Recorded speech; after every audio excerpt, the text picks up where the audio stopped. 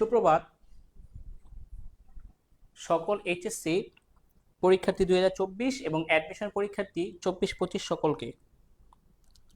আজকে আমরা management lecture 6 বা আজকে আমরা 3টা অধ্যায় একসাথে শিখব, যে ব্যবসায়ের আইনগত দিক, ব্যবসায় সহায়ক সেবা এবং ব্যবসা উদ্যোগ। অর্থাৎ যেই 3টা আপনাদের এইচএসসির সিলেবাসে ছিল না, ওই 3টা টপিকস অবশ্যই এখন পড়তে হবে। সবাই একটু দ্রুত ক্লাসে যুক্ত হয়ে যান। প্রথমেই বলে রাখছি, আপনার বিদ্যুৎ সমস্যার কারণে ক্লাসটা শুরু করতে দেরি হয়েছে। হঠাৎ করেই কারেন্ট চলে গেছে,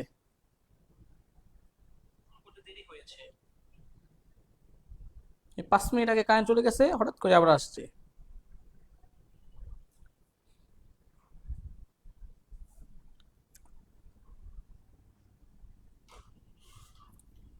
আজকের ক্লাস খুবই গুরুত্বপূর্ণ বলা যায় এই কারণে, এই অধ্যায়গুলো যেহেতু আপনাদের এইচএসসিতে ছিল না বা আপনারা অনেকেই পড়েননি, যার কারণে আপনাকে এই অধ্যায়গুলো শিখতে কিছুটা সমস্যার সম্মুখীন হতে পারে।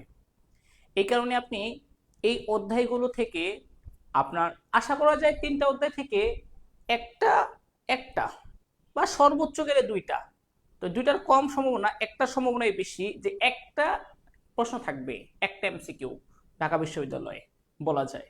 এই জন্য আপনার 3টা অধ্যায় সেদিক থেকে কিন্তু আপনার খুব বেশি ম্যাটার করবে না, তবে কোনটা আসবে এটা বলা মুশকিল, এই কারণে আপনাকে সব পড়তে হচ্ছে। তাছাড়া ঢাকা ইউনিভার্সিটির পর গুচ্ছ, তারপরে 7 কলেজ বা যারা দিবে রাজশাহী ইউনিভার্সিটি, তারপরে হচ্ছে জাহাঙ্গীরনগর বিশ্ববিদ্যালয়ে, তাদেরকে তো পড়তে হবে তখন। এই জন্য আপনাকে ডিটেলসে এগুলো জানতে হবে, পড়তে হবে।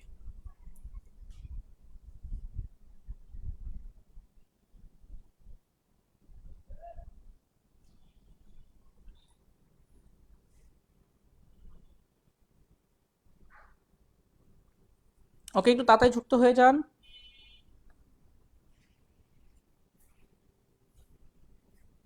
ওয়ালাইকুম আসসালাম। আলহামদুলিল্লাহ ভালো আছি, আশা করি আপনারা সবাই ভালো আছেন। পড়াশোনা নিয়মিত চলছে। হঠাৎ কালকে থেকে বৃষ্টি, এই বিদ্যুৎ আসে একবার চলে যায় একবার, ক্লাসের মাঝখানেও কেটে যেতে পারে, আল্লাহ না করুক। হঠাৎ করে কিন্তু বিদ্যুৎ বারবার আস্তে আস্তে যাচ্ছে, আস্তে আস্তে যাচ্ছে, এরকম করতেছে।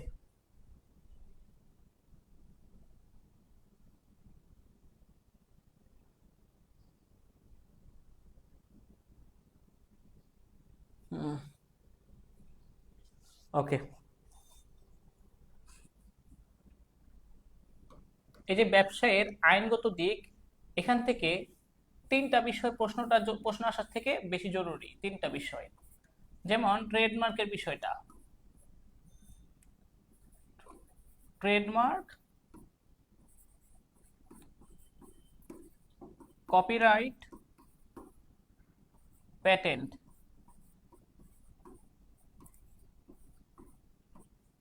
এই 3টা বিষয় বেশি জরুরি। অন্যদিকে ব্যবসায়ের সহায়ক সেবা, এখান থেকে আপনার 3 ধরনের সেবা আছে, যে উদ্দীপনামূলক, সমর্থনমূলক, সংরক্ষণমূলক। কি কি? উদ্দীপনামূলক, সমর্থনমূলক, সংরক্ষণমূলক। আর বিভিন্ন ধরনের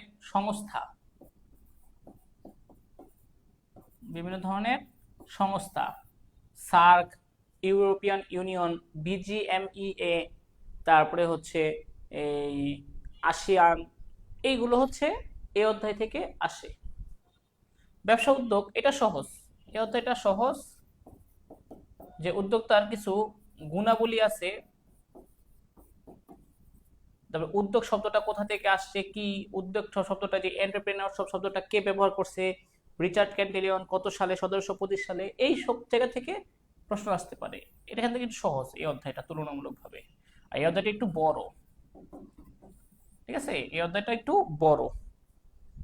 তো আপনাদের ধারণা দিলাম, কারণ এগুলো তো করাবো এই কারণে।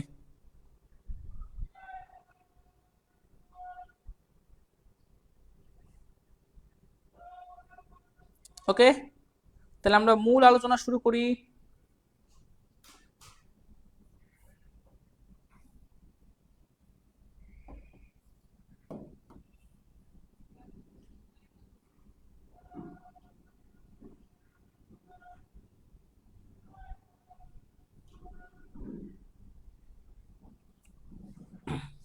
প্রথমেই ব্যবসায়ের আইনগত দিক, এটা নিয়ে আলোচনা করি আমরা। হ্যাঁ, দেখেন,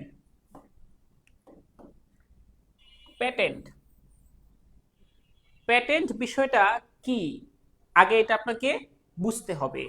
ধরেন আপনি নতুন আবিষ্কৃত একটা যন্ত্র একটা আবিষ্কার করেছেন, বা একটা গাড়ি আবিষ্কার করেছেন, ট্রাক্টর, যেটা তেল ছাড়া চলবে, বা একটা টর্চ লাইট আবিষ্কার করেছেন যেটা চার্জ দেওয়া লাগে না, এটা সারা জীবনই ঠিক থাকবে, চার্জ ছাড়া চলতে থাকবে। বা একটা মোবাইল ফোন আবিষ্কার করেছেন যেটা আপনার হচ্ছে এর আগে কখনো কেউ এরকম ফোন আবিষ্কার করে নাই, কোনো চার্জ দেওয়ার দরকার হয় না। তারপরে হচ্ছে সেই মোবাইল ফোনটা একবার মানে প্রথমবার চার্জ দেওয়ার পরেই একটানা 10 বছর টিকবে, অনেক ধরনের বৈশিষ্ট্য সম্বলিত, যেটা আগে কেউ কখনো তৈরি করে নাই। কলের খরচ নাই বললেই চলে, ওই ফোন থেকে ওই ফোন কথা বলে বিনামূল্যে কথা বলা যাবে, এরকম। মানে এটা হচ্ছে স্পর্শনীয় স্পর্শনীয় কোনো যন্ত্র, মেশিন বা কোনো একটা বলা যায় যে উপাদান,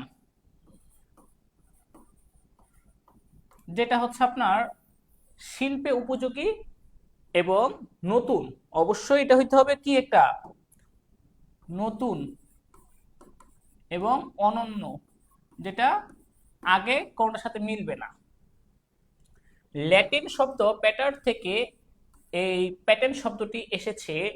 আর কেন এটা দেওয়া হয়, যেন আমাদের মতো যারা সাধারণ মানুষ আছে তারা নতুন আবিষ্কৃত যন্ত্র তৈরিতে আগ্রহ, উৎসাহ পায়, যেন আমরা আগ্রহ সহকারে কিছু চিন্তা করি যে কিভাবে এইরকম একটা যন্ত্র তৈরি করা যায়, কিভাবে একটা মেশিন তৈরি করা যায় যেটা মানুষকে বিভিন্নভাবে সহায়তা করতে পারে, শিল্পে কাজে লাগানো যেতে পারে, নতুন কিছু তৈরি করা যায় যেটা আমি ছাড়া কেউ তৈরি করবে না, শুধু আমি একমাত্র তৈরি করে পুরো দেশের জন্য মানে কল্যাণ বয়ে আনবো।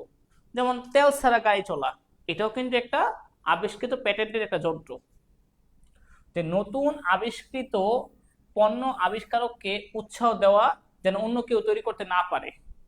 এটার আইন হচ্ছে 1911 সালের আইন। বাংলাদেশে আপনি যদি একটা নতুন একটা যন্ত্র তৈরি করলেন, তাহলে আপনাকে 16 বছর যদি আপনি নিবন্ধন করেন, 16 বছর ওইটা তৈরি করার একচ্ছত্র অধিকার প্রদান করা হবে, যে এই 16 বছরের মধ্যে অন্য কোনো প্রতিষ্ঠান আপনার অনুমতি ব্যতীত ওই যন্ত্রটা আপনার তৈরি করতে পারবে না, কপি করতে পারবে না, বিক্রি করতে পারবে না। এরকম একটা অধিকার প্রদান করবে প্যাটেন্টের ক্ষেত্রে। এটা উপযোগী। কিভাবে এটা উপযোগী হবে? অবশ্যই নতুন ধারণা হইতে হবে, আগে একজন আবিষ্কার করছে তাইলে হবে না। একক ও অনন্য, এটা হইতে হবে একটা অনন্য একটা আবিষ্কার যেটা কোন সাথে না মিশে। শিল্পে উপযোগিতা, অবশ্যই যেটা তৈরি করছেন এটা আপনার শিল্প কাজকে এগিয়ে নিয়ে যাবে, শিল্পকে এগিয়ে নিয়ে যাবে, এরকম উপযোগিতা থাকতে হবে। যেন তেন একটা করলেন যেটা কোনো কাজেই লাগতেছে না, তাহলে তো হবে না। দেশের আইন অনুযায়ী অবশ্যই বৈধ, যেন অবৈধ কোনো কিছুর সাথে যেন না মিশে যায়, অবশ্যই বৈধ হইতে হবে বিষয়টা, অবৈধ হওয়া যাবে না। তাহলে আপনাকে বা এই সকল 4টা বৈশিষ্ট্য থাকলেই তখনই কেবল আপনি একটা প্যাটেন্টের যে যন্ত্র বা মেশিন বা যে কোনো কিছু আবিষ্কার করবেন সেইটার নিবন্ধন করার অনুমতি পাবেন, এবং একটানা 16 বছর সেটা আপনার তৈরি এবং বিক্রয় করার একচ্ছত্র অধিকার পাবেন। আমেরিকায় যদিও সেটা 17 বছর, বাংলাদেশে কিন্তু এই প্যাটেন্টের জন্য 16 বছর একচেটিয়ে আপনার অধিকার পাওয়া যায়।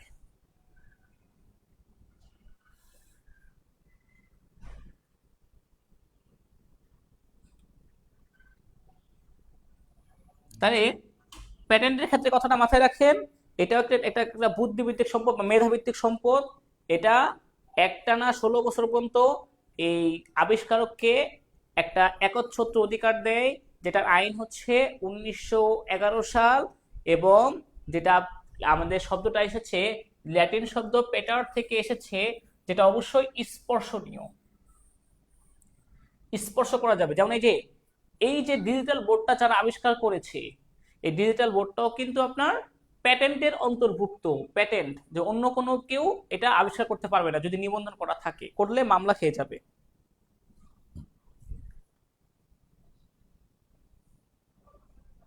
মানে এটা উপযোগী বলতে কি, নিবন্ধন করতে যে যে বিষয়গুলো লাগবে, এটা করতে গেলে এই 4টা বিষয় থাকা লাগবে, নাহলে আপনি সেটা নিবন্ধন করতে গেলে পারবেন না।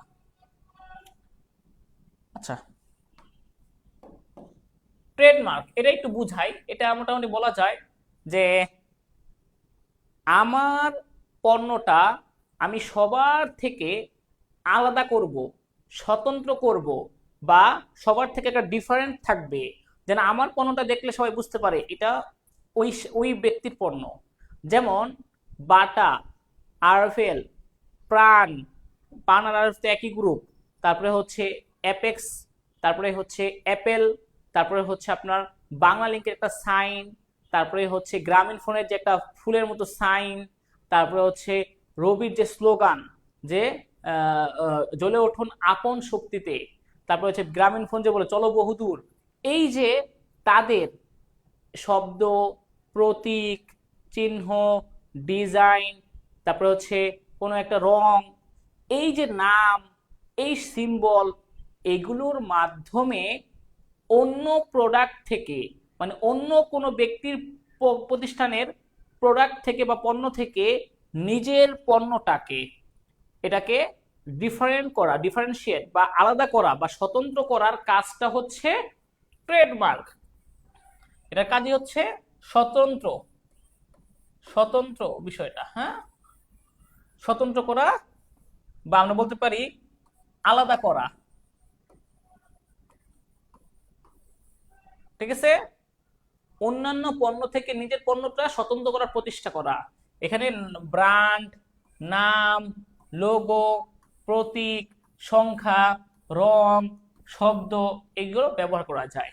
যেমন হচ্ছে ব্র্যান্ডের ক্ষেত্রে অ্যাপেল, অ্যাপেলের ব্র্যান্ড যে বাটা, এটা অন্য কেউ ব্যবহার করতে পারবে না। লোগো, বাংলা লিঙ্কে একটা লোগো আছে না, এই যে কি যেন একটু রং দিয়ে করে। প্রতীক, যেমন হচ্ছে গ্রামীণ ফোনের একটা প্রতীক আছে, এই যে নীল কালারের একটা কি একটা ফুলের মতো কি যেন একটা দেয়। সংখ্যা থাকতে পারে অনেকের, অনেক প্রতিষ্ঠানের বিভিন্ন ধরনের সংখ্যা থাকতে, যেটা অন্য কেউ ব্যবহার করতে পারবে না, ওইটা তারাই ব্যবহার করবে। রং, একটা ছোট্ট একটা রং দিয়ে ডিজাইন করছে, যে ওইটা ওই প্রতিষ্ঠান ছাড়া অন্য প্রতিষ্ঠানকে বুঝাবে না, ওটা দেখলে আমরা বুঝতে পারবো ওইটা ওই প্রতিষ্ঠানের। বা বিভিন্ন ধরনের শব্দ থাকে, শব্দগুলো দেখার মাধ্যমে অনুভব করতে পারি এটা ওই প্রতিষ্ঠানের। বা দেখা যাচ্ছে যে আমাদের যে অ্যাকাউন্টিং ক্লাব স্যারের এএসসি, এই যে একটা ডিজাইন করছে, এটা কিন্তু অন্য কেউ করতে পারবে না। বা নাজমুল হাসান শরীফ স্যারের যে একটা প্রতিষ্ঠানের ডিজাইন, এটা অন্য কেউ করতে পারবে না। কেন? কারণ তার প্রতিষ্ঠানটাকে সকল প্রতিষ্ঠান থেকে আলাদা করার জন্যই তিনি এই প্রতীকটা বেছে নিয়েছেন। অন্য কোনো প্রতিষ্ঠান এই প্রতীকটা ব্যবহার বা কপি করার অনুমতি রাখবে না। এটা হচ্ছে আপনার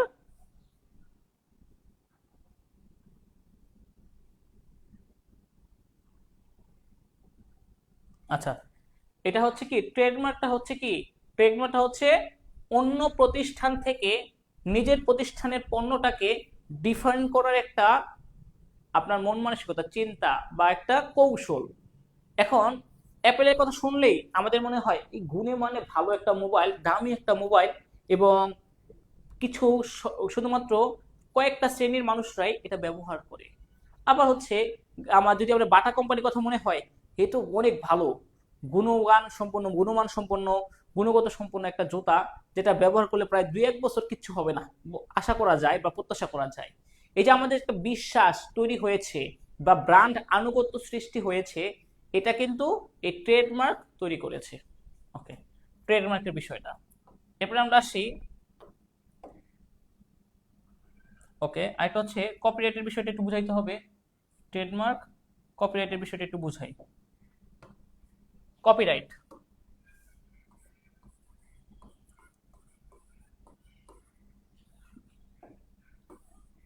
কপিরাইটের থেকে পার্থক্যটা বুঝেন ভালো করে।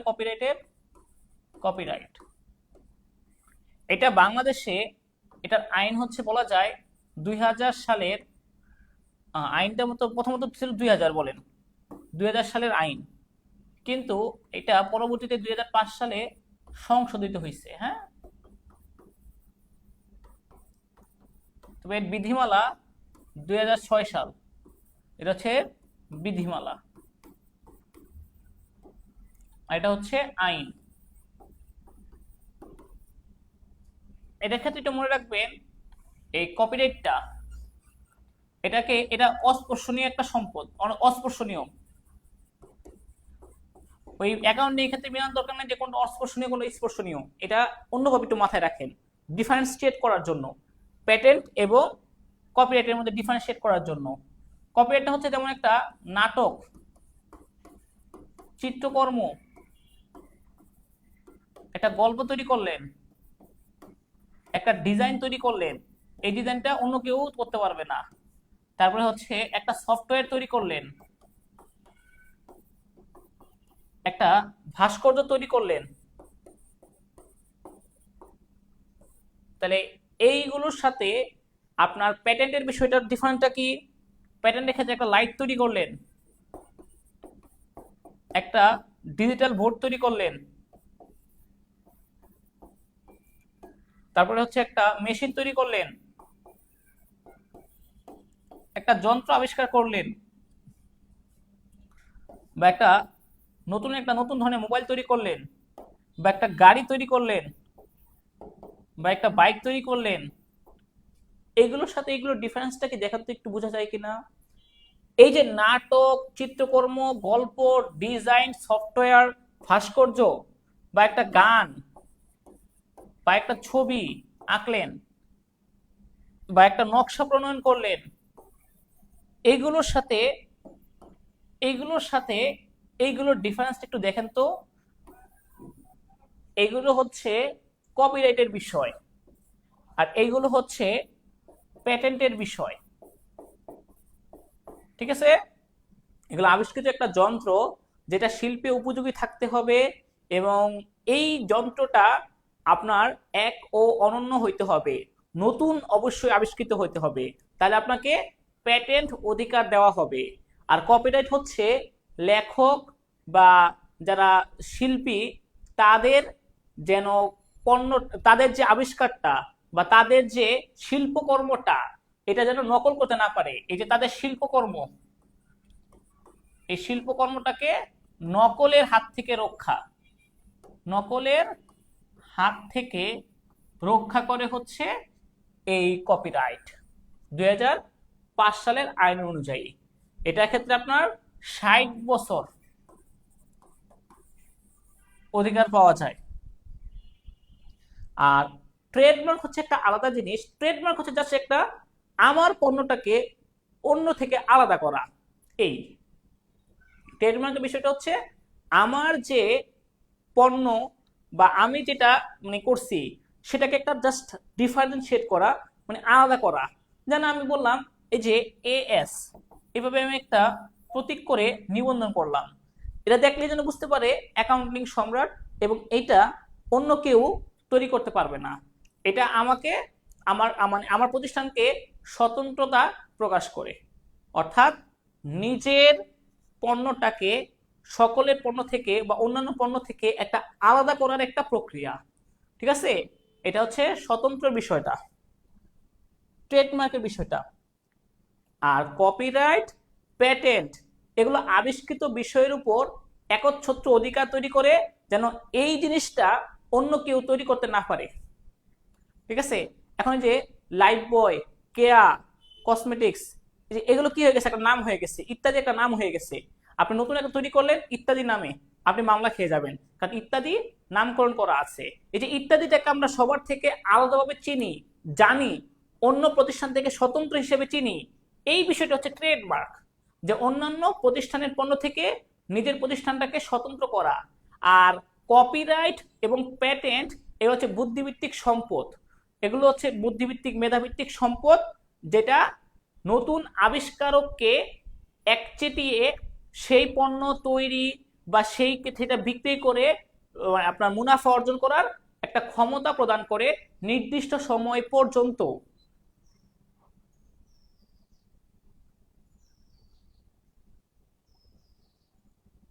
ওকে, আমি একটু সংক্ষেপে একটু বলে দিই। হ্যাঁ, সংক্ষেপে বলে দিই। প্যাটেন্ট, কপিরাইট, এগুলো হচ্ছে আপনার আবিষ্কারককে অধিকার দিবে বা শিল্পীকে অধিকার দেয়। আর মানে ট্রেডমার্ক বিষয়টা অন্য জিনিস, যে আমার এই পণ্যগুলো সবার থেকে আলাদা করার জন্য আমি একটা স্বতন্ত্র নাম দিব, একটা ইউনিক ডিজাইন দিব, বা একটা প্রতীক দিব, যেন এইগুলো মানে আমার এই পণ্য বা আমার এই যে আবিষ্কারটা সবার থেকে ভিন্নতা পায়। এটা হচ্ছে আলাদা করা, স্বতন্ত্র করা একটা প্রক্রিয়া হচ্ছে ট্রেডমার্ক। আর প্যাটেন্ট, কপিরাইট, এগুলো হচ্ছে আবিষ্কারককে অধিকার দেয় যেন এইটা অন্য কেউ তৈরি করতে না পারে ওই নির্দিষ্ট সময়ের জন্য, বা ব্যবহার করতে না পারে, বা নকল করতে না পারে। এই প্যাটেন্ট হচ্ছে যদি দেখা যায় ওই জিনিসটা ধরা ছোঁয়া যাওয়া সম্ভব, সেগুলো হচ্ছে প্যাটেন্ট। আর দেখা যায় যদি না, একটা নাটক সেটা তো ধরা সম্ভব না, একটা গল্প ওইটাকে তো ধরা সম্ভব না, একটা নকশা ওটা তো ধরা সম্ভব না, বা একটা চলচ্চিত্র ওই গল্পটাকে ধরা সম্ভব না, বা ভাস্কর্য বা সফটওয়্যার ওটা তো ধরা যাবে না। সেটা হচ্ছে আমাদের এই কপিরাইট এর বিষয়। ঠিক আছে? ওকে, তাহলে আমাকে একটু বলেন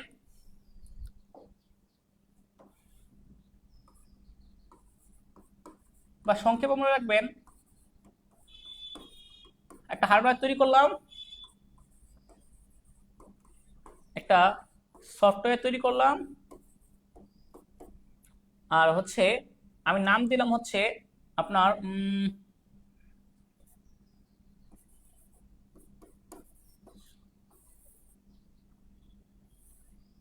এভাবে প্রতীকটা দিলাম।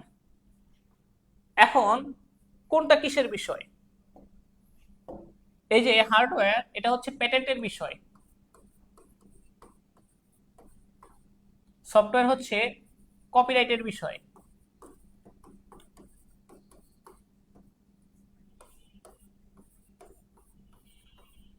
কপিরাইট হচ্ছে ট্রেডমার্ক, এটা হচ্ছে ট্রেডমার্ক বা একটা প্রতীক বা চিহ্ন, লোগো, যেটা হচ্ছে আপনাদের 2009 সালের আইন অনুযায়ী।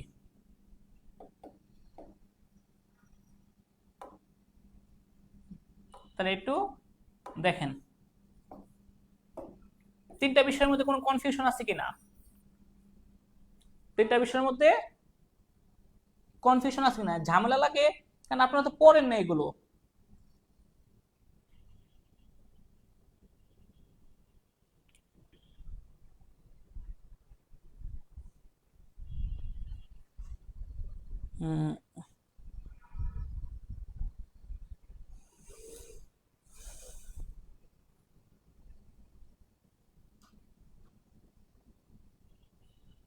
আচ্ছা, তো চলুন একটু আমরা এ থেকে দেখাই এবার। হ্যাঁ,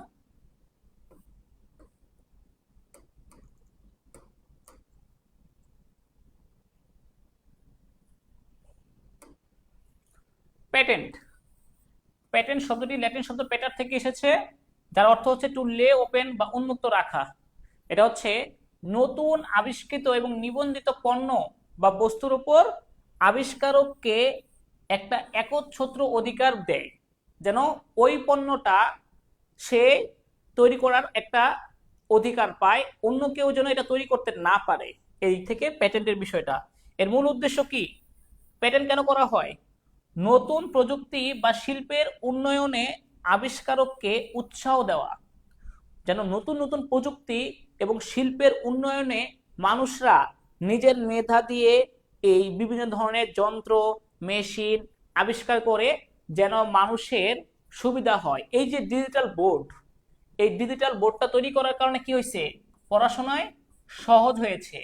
অনেক কিছু আমরা দেখেন কত সহজে পড়তে পারছি, সবকিছু সেভ করে রাখা যাইতেছে, এই মোবাইলের মাধ্যমে দূরবর্তী স্থানে বসে পড়াশোনা করতে পারতেছে। এটা কিন্তু প্যাটেন্টেরই বিষয়।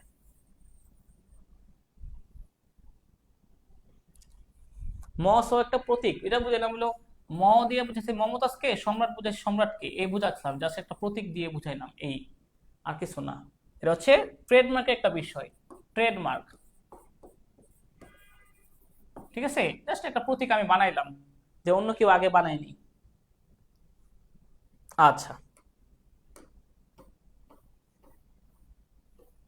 এরপরে প্যাটেন্টের আইনটা দেখবেন 1911 সালের প্যাটেন্ট আইন থাকে এবং এটা 16 বছর পর্যন্ত সীমাবদ্ধ থাকে, তবে চাইলে সেটাকে আস্তে আস্তে বাড়ানো যায়। আমেরিকার ক্ষেত্রে সেটা 17 বছর সীমাবদ্ধ। এই যে এটা একটা বিষয়, প্যাটেন্ট সনদ পাওয়ার উপযোগী হতে হলে এটা একটা বৈশিষ্ট্য থাকতে হবে।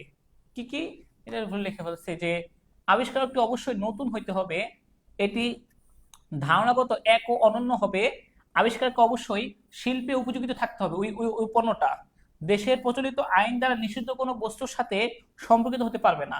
এই 4টা বৈশিষ্ট্য থাকা দরকার আছে আপনার প্যাটেন্টের বৈশিষ্ট্যের ক্ষেত্রে, এটা পাওয়ার জন্য। তারপরে হচ্ছে প্যাটেন্টের ক্ষেত্রে প্যাটেন্ট সনদ সংগ্রহ করতে পারবে। আর ট্রেডমার্কের বিষয়টা কি? ট্রেডমার্ক এটা একটা স্বতন্ত্র বৈশিষ্ট্য, চিহ্ন বা প্রতীক, যা সকলের নিকট ব্যবসা বা পণ্যকে সহজে পরিচিত করে তোলে এবং এর মালিকের তা ব্যবহারে একচ্ছত্র একটা অধিকার প্রতিষ্ঠিত করে, যে অন্য কেউ এই লোগোটা, এই ডিজাইনটা, এই প্রতীকটা, এই শব্দটা, এই সিম্বলটা ব্যবহার করবে না, বা এটা দেখলে বুঝতে পারবে ওই কোম্পানির এটা। যেমন আমরা ইত্যাদি বললে ইত্যাদি কেয়া কসমেটিক্স কোম্পানির, কারণ আমাদের মাথায় সেট হয়ে গেছে। আচ্ছা, যেমন নাইকির লোগো দেখে কোম্পানির নাম অনুমান করা যায়, বাটা লাক্সের নাম দেখে পণ্যের গুণাগুণ সম্পর্কে ধারণা পাওয়া যায়, ক্যাসিও, রোলেক্স, যারা রোলেক্স পরেন দামি গড়ি, বিশাল দামি, এই যে টাইটান, এই সকল পণ্যগুলোর মানুষ এগুলোকে ক্রয় করে ব্র্যান্ড নামে, ব্র্যান্ড। আচ্ছা, তারপরে হচ্ছে এর আইন, বাংলাদেশের আইন হচ্ছে কত সালের? 2009 সালের, এবং এটার মেয়াদ কত মনে রাখবেন, ট্রেডমার্কের মেয়াদ 7 বছর, তবে এটা নবায়ন করার মাধ্যমে 10 বছর, আপনার এটা 10 বছর পর্যন্ত, এবং পরবর্তীতে পুনঃ পুনঃ নবায়নের মাধ্যমে দীর্ঘদিন ব্যাপী ব্যবহার করা যায়, বারবার নবায়ন করার মাধ্যমে, ঠিক আছে। আচ্ছা, এরপরে হচ্ছে প্রতিষ্ঠান কপিরাইট। কপিরাইট একটু ভালো করে দেখেন, এটা একটু বেশি ইম্পর্টেন্ট।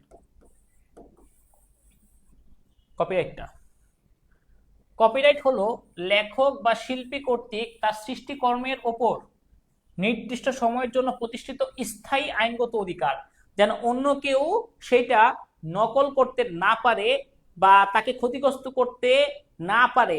মাথায় রাখেন এই বিষয়টা, হ্যাঁ। বুদ্ধিভিত্তিক সম্পত্তি বলা হয়, এটা বুদ্ধিভিত্তিক সম্পত্তি। এর উদ্দেশ্য কি? উদ্দেশ্য নকল করা থেকে প্রকৃত লেখক বা শিল্পীর স্বার্থ সুরক্ষা করা।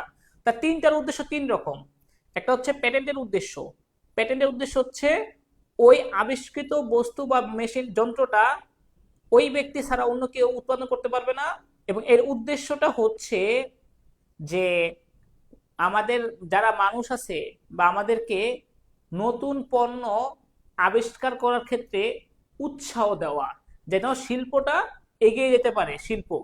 এই জন্য নতুন পণ্য আবিষ্কারে, নতুন পণ্য বলতে নতুন মেশিন, নতুন কোনো কিছু যেটা হচ্ছে শিল্পে উপযোগী, এগুলো আবিষ্কার করতে উৎসাহ দেওয়া। 2 নম্বরটা হচ্ছে ট্রেডমার্ক। এটা হচ্ছে অন্য প্রতিষ্ঠানের পণ্য থেকে নিজের প্রতিষ্ঠানের পণ্যটাকে স্বতন্ত্রতা যাচাই করা বা স্বতন্ত্রতা করার একটা আপনার কৌশল, ঠিক আছে, লোগো লোগো প্রতীক চিহ্নের মাধ্যমে। আর কপিরাইটের বিষয়টা হচ্ছে যে এত বুদ্ধি বের করে, এত কিছু এত কষ্ট করে শিল্পীর আবিষ্কারটা যেন কেউ নকল করতে না পারে, সেখান থেকে রক্ষা করা, যে প্রকৃত লেখক বা শিল্পীর স্বার্থ সুরক্ষা করা। 3 রকম বিষয়। আচ্ছা,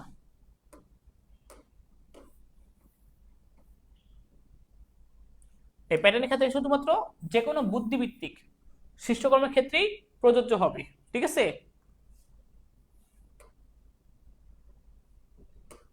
আচ্ছা, এরপরে লাগবে হচ্ছে এই যে এটা আইন তো বলে দিলাম যে 2000 সালের আইন, সংশোধনী 2005 সালে, কপিরাইট বিধিমালা 2006 সালের।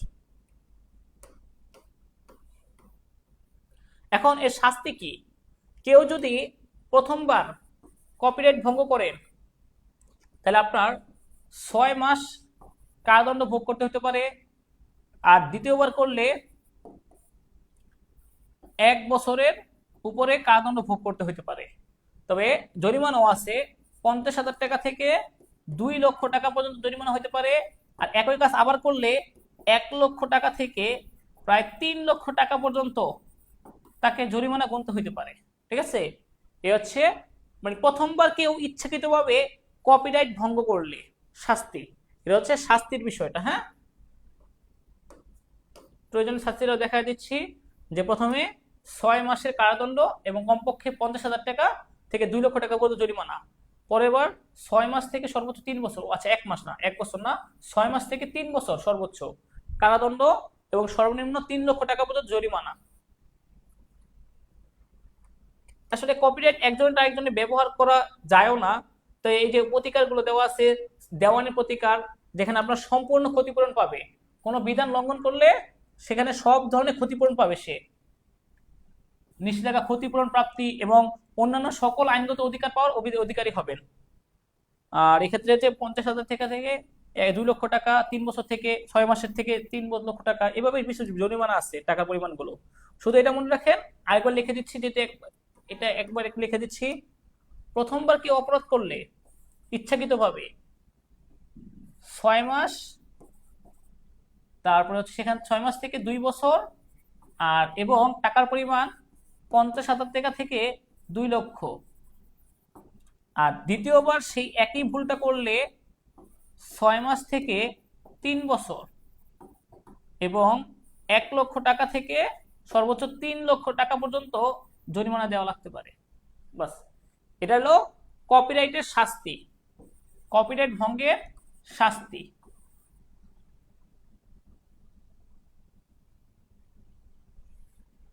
আচ্ছা, এরপরে হচ্ছে আপনার এখন প্রকাশনীর ক্ষেত্রে কোনটা ক্ষেত্রে কতটুকু সময় পাবেন আপনি। যদি প্রকাশিত কর্মের সংস্করণ প্রকাশের প্রকাশক ক্ষেত্রে 25 বছর পর্যন্ত সুবিধা পাওয়া যায়। প্রকাশিত কর্মের সংস্করণে যে প্রকাশিত করা হয়েছে আগেই প্রকাশ করা হয়েছে, এখন সেটাকে সংস্করণ করছেন, সংস্করণ করে আবার প্রকাশিত করছেন, তাহলে 25 পঞ্জিকা বর্ষ পর্যন্ত এটার সুবিধা পাওয়া যাবে, একচ্ছত্র অধিকার। আর ফটোগ্রাফি, চলচ্চিত্র, ফিল্ম, শব্দ রেকর্ডিং, এসব ক্ষেত্রে 60 বছর। সরকারি, স্থানীয় কর্তৃপক্ষ, আন্তর্জাতিক কোনো সংস্থা কর্তৃক সৃষ্ট কর্ম, সেক্ষেত্রেও 60 বছর।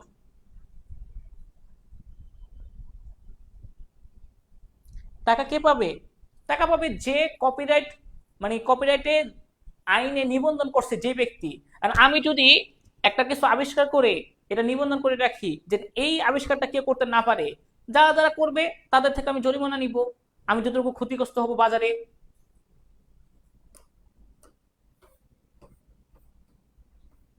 ওকে, তারপর হচ্ছে একটু কিছু আইন দেখতে হবে।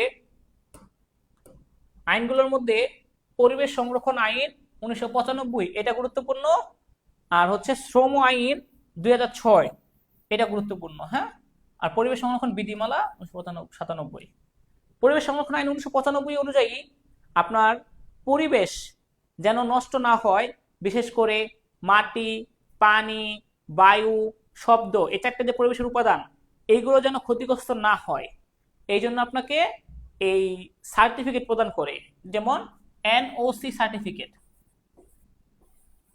নো অবজেকশন সার্টিফিকেট প্রদান করে এনওসি, যে এই প্রতিষ্ঠানের কার্যকলাপ দ্বারা আমাদের পরিবেশের কোনো ক্ষতি হয় না, এটাকে পরিবেশ বান্ধব বলা যাবে।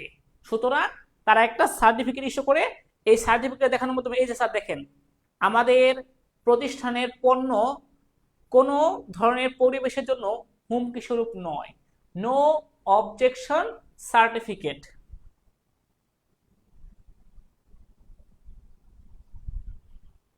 আচ্ছা, এরপর পরিবেশ সংরক্ষণ বিধিমালা এগুলোর সাথে জড়িত শ্রম আইন। শ্রম আইন 2006 সাল অনুযায়ী কোন শিশুদেরকে 18 বছরের কম শিশুদেরকে কোনো ঝুঁকিপূর্ণ কাজে কাজ করাইতে পারবেন না। ঠিক আছে, বাংলাদেশের শ্রম আইন 2006, এটা একটু গুরুত্বপূর্ণ। লাগবে না। রেল গাড়ি, বাস, ট্রাকের মেশিন মেকিং। আচ্ছা, এই যে আমাদের 4টা উপাদান, 4টা উপাদানে কোনটা কিভাবে দূষিত হয় একটু দেখেন। যে এই যে রেলগাড়ির শব্দ, জামে বসে থাকলে এই হর্ন, ওই হর্ন, ওইখান থেকে গাড়ির হর্ন, এই যে আবার বিয়ে বাড়িতে বিভিন্ন ধরনের হর্ন, মাইকের হর্ন, পাহাড়ে ডিনামাইট বিস্ফোরণের হর্ন, এই যে সেগুলো আমাদের শব্দ দূষণ করে। আর পানি দূষণ করে কি, ওই যে কলকারখানার বর্জ্য নদীতে ফেলে, এই কারণে শিল্প বর্জ্য, পয় ময়লা, নদী ও সমুদ্রে যান চলাচল, পানিতে তৈল ও ময়লা নিক্ষেপ, অনেকে তেল তেল পানিতে ভাসায় দেয়, তেল ট্যাঙ্কের ফাটল, পানিতে খনিজ তৈল নির্গমন, এসব কারণে পানি দূষণ হয়। শব্দ দূষণের ফলে আমাদের কি সমস্যা হয় বলেন তো? শব্দ দূষণ হলে আমাদের উচ্চ রক্তচাপ হয়, মাথায় উচ্চ রক্তচাপের সমস্যা দেখা দিতে পারে, আবার কানে সমস্যা হইতে পারে। পানি দূষণ, এই পানি দূষণ হলে কি হয়? কলেরা, ডায়রিয়া, আমাশয়, এই ধরনের রোগ হতে পারে। এদিক থেকে সচেতন থাকতে হবে। ইট ভাটার ধোঁয়া, ইট ভাটা আমাদের কি দূষণ করে? বায়ু দূষণ করে। স্মোকিং যারা করেন এদেরটাও বায়ু দূষণ করে। ধুলাবালি, ঝুম পোড়ানো, দাবানল সৃষ্টি, ধূমপান, এসব করার মাধ্যমে আমাদের বায়ু দূষিত হতে পারে। আর বায়ু দূষণ হলে যক্ষা, অ্যাজমা, হাঁপানি, শ্বাসকষ্ট, এসব রোগ হয়। কৃষি জমিতে অতিরিক্ত সার, কীটনাশক ব্যবহার, শিল্প বর্জ্য জমিতে নিক্ষেপ, ইট ভাটা, টুকরো ইট, এগুলো মাটি দূষণ করে। তাহলে ইট ভাটা বায়ু দূষণও করে, ইট ভাটা মাটি দূষণও করে। আবার মাটির মধ্যে পলিথিন ব্যবহার করলে, কি হয়? এটা কিন্তু পলিথিন অনেকদিন টিকে থাকে, এজন্য আমাদের মাটি দূষিত হয়। আর মাটি দূষিত হলে ওই দূষিত খাবার যদি আমরা খাই, শাকসবজি খাই, পেটের পীড়া, আলসার, এই ধরনের রোগ হতে পারে।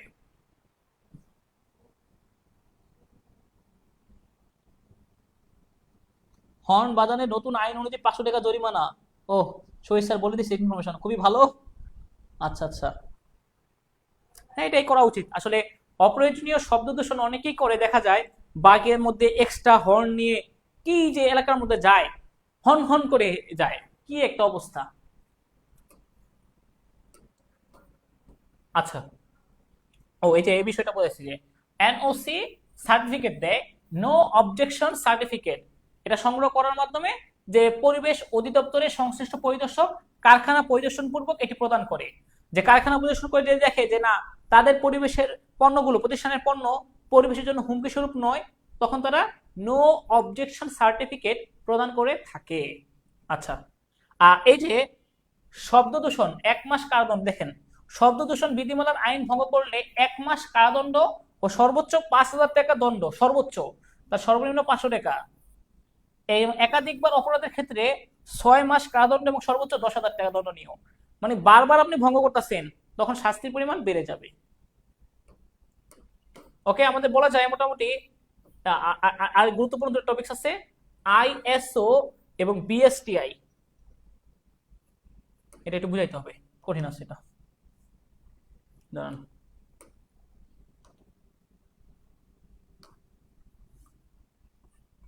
আইএসও বিএসটিআই, যেটা আমাদের শিল্প মন্ত্রণালয়ের অধীনে প্রতিষ্ঠিত। শিল্প মন্ত্রণালয়, যেটা 1985 সালে আবিষ্কৃত হয়েছে। আর আইএসও এটা হচ্ছে আমাদের আন্তর্জাতিক প্রতিষ্ঠান, আন্তর্জাতিক প্রতিষ্ঠান। এই আইএসও 1947 সালে আবিষ্কৃত হয়েছে এবং আইএসও এর পূর্ণরূপটা হচ্ছে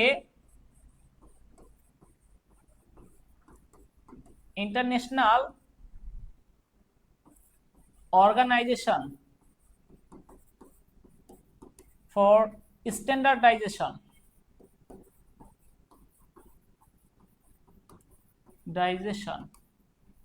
আর বিএসটিআই হচ্ছে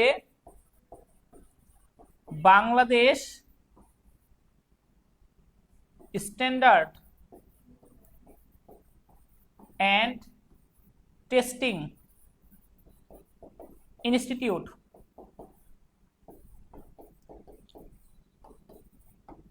আইএসও এবং বিএসটিআই এর পার্থক্যটা কি?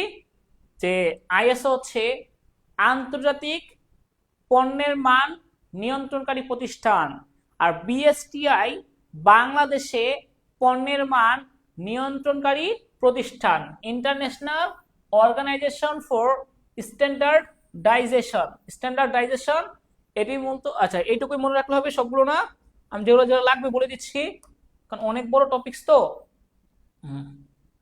এই যে 1947 সালে প্রতিষ্ঠিত হয় কোথায়? সুইজারল্যান্ডের জেনেভায়। এটাও মাথায় রাখতে হবে, ভেরি ভেরি ইম্পর্টেন্ট। সুইজারল্যান্ডের জেনেভায় এই প্রতিষ্ঠানটা প্রতিষ্ঠিত হয়েছে। এটা আমাদের কি ধরনের মান প্রদান করে একটু বলে দেই। যে এটার কাজ হচ্ছে এই আইএসও 9000 কিছু মান আছে, সেগুলো পণ্য নিয়ে কাজ করে। আর আইএসও যেটা 14000, সেটা কাজ করে হচ্ছে পরিবেশ নিয়ে, পরিবেশ। আর 9000 এর মধ্যে আছে 9000, এখানে মোট 5টি আছে 9000-এ, 9000, 9001, 9002, 9003, 9004, 5টি। আর আইএসও 14000 হচ্ছে একটি, যেটা পরিবেশ সংক্রান্ত বিষয় নিয়ে কাজ করে। এটা আসে পরীক্ষায়, এই বিষয়টা লাগবে। হ্যাঁ, এই যে আইএসও সনদগুলো হলো 9000, 9001, 9002, 9003, 9004 আর 14000, মোট 6টি। 14000টা হচ্ছে পরিবেশের জন্য। কোথায় দিচ্ছে এটা? 9000 হচ্ছে 9000 পণ্যের মান সম্পর্কিত বিষয়, আর 14000 পরিবেশ সংক্রান্ত বিষয়। যে কোনটা কি মান সব সহ দিয়ে দিচ্ছে একেবারে। আচ্ছা, আর BSTI Bangladesh standards and testing institute, না institution, Bangladesh standards and testing institutions. এটার কাজ হচ্ছে আপনার যে আমাদের বাংলাদেশের পণ্যের মান যেন নিয়ন্ত্রণে থাকে, এই জন্য এই প্রতিষ্ঠানটা মানে মাঝে মধ্যেই পরিভ্রমণ করে বিভিন্ন ভোক্তা অধিদপ্তর করে থাকে। কত সালে প্রতিষ্ঠিত হয়? 1985 সালে সরকারের অধ্যাদেশ বলে এটি প্রতিষ্ঠিত হয়, এই বিএসটিআই প্রতিষ্ঠান। এখান থেকে কি কি লাগবে বলে দিচ্ছি। লাগবে না, কৃষি, খাদ্য, মানব, ইলেকট্রিক্যাল, এই যে এইসব 5টা জিনিসের, কৃষি পণ্যে, খাদ্য পণ্যে, রসায়নে, পাট ও বস্ত্রে, ইলেকট্রিক্যাল পণ্যে এবং প্রকৌশলে, এই 5টা জায়গায় নিয়ন্ত্রণে কাজ করে এটা বিএসটিআই। আর কি লাগবে এখান থেকে? না, আপাতত লাগবে না, এটুকুই হয়ে গেছে। Institution, TION, organization, standardization. Okay okay, তাহলে আইএসও এবং বিএসটিআই সম্পর্কে যে সকল টপিকসগুলো লাগবে আরেকবার সামারি করে দিচ্ছি। আইএসও আন্তর্জাতিক মানসম্পন্ন প্রতিষ্ঠান, আর বিএসটিআই দেশীয় পণ্যের মান নিয়ন্ত্রণকারী প্রতিষ্ঠান। আইএসও এর পুনরূপ ইন্টারন্যাশনাল অর্গানাইজেশন ফর স্ট্যান্ডার্ডাইজেশন, আর বিএসটিআই এর পুনরূপ হচ্ছে Bangladesh standard testing institutions. ISO প্রতিষ্ঠিত হয়েছে 1947 সালে, বিএসটিআই প্রতিষ্ঠিত হয়েছে আপনার 1985 সালে। আইএসও এর সদর দপ্তর হচ্ছে সুইজারল্যান্ডের জেনেভায়। আইএসও এর মান, পণ্যগুলো আপনার হচ্ছে পণ্য এবং পরিবেশ, এই দুই ধরনের মান আছে সার্টিফিকেট। পণ্যের মানগুলো হচ্ছে 9000, 9001, 9002, 9003, 9004। আর বিএসটিআই এর আইএসওর আরেকটা হচ্ছে যে 14000, এই 14000টা হচ্ছে পরিবেশ সংক্রান্ত। এইটাই পরীক্ষা কিন্তু বেশি আসে। এই যে 14000টা ডিফারেন্স, যে এটা যে পরিবেশ সংক্রান্ত, এটাই এক্সামে পরীক্ষায় বেশি আসে, পরিবেশ সংক্রান্ত। আর 9000, 9001, 9002, 9003, 9004 এগুলো হচ্ছে পণ্যের মান সংক্রান্ত।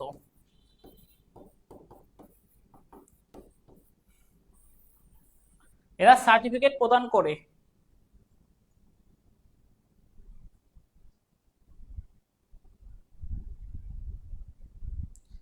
স্যার বিভিন্ন প্যাকেটে বিএসটিআই লেখা থাকে কেন? আচ্ছা, বিএসটিআই লেখা থাকে এটা দ্বারা বোঝানো হচ্ছে ওই প্রতিষ্ঠানের পণ্যটা বিএসটিআই থেকে আপনার অধিদপ্তর করা হয়েছে বা যাচাই বাছাই করা হয়েছে, যেটা পরিবেশের জন্য, যেটা হচ্ছে আমাদের মানসম্মত প্রোডাক্ট, যেটা স্বাস্থ্যের জন্য ক্ষতিকর নয়। বুঝতে পারছেন? এটা তারা একটা সার্টিফিকেট দেওয়া থাকে যে বিএসটিআই কর্তৃক এখানে অনুমোদন দেওয়া আছে। তার মানে ওই পণ্যগুলো আপনারা নিঃসন্দেহে কিনতে পারেন এবং ব্যবহার খাইতে পারেন, কোনো সমস্যা নাই।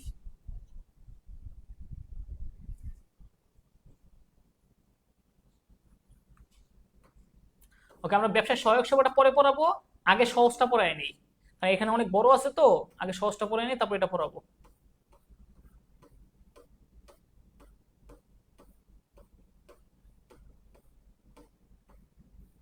হ্যাঁ, ব্যবসা উদ্যোগ, এটা টপিকসটা পড়াই নেই। হ্যাঁ, ব্যবসা উদ্যোগ,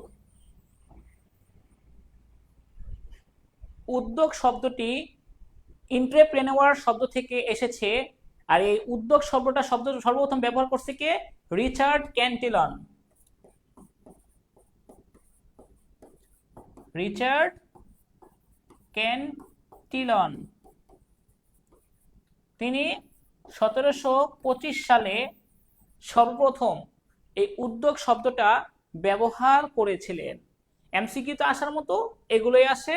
এন্ট্রেপ্রেনিউয়ার, এটার বানানটাও আসে, অনেকেই বানানটা ভুল করে বসে। উদ্যোগ, ব্যবসার প্রয়োজনীয় ঝুঁকি বহন করে কে? উদ্যোক্তা। সাহসের সাথে এগিয়ে যেতে হয় কাকে? উদ্যোক্তাকে।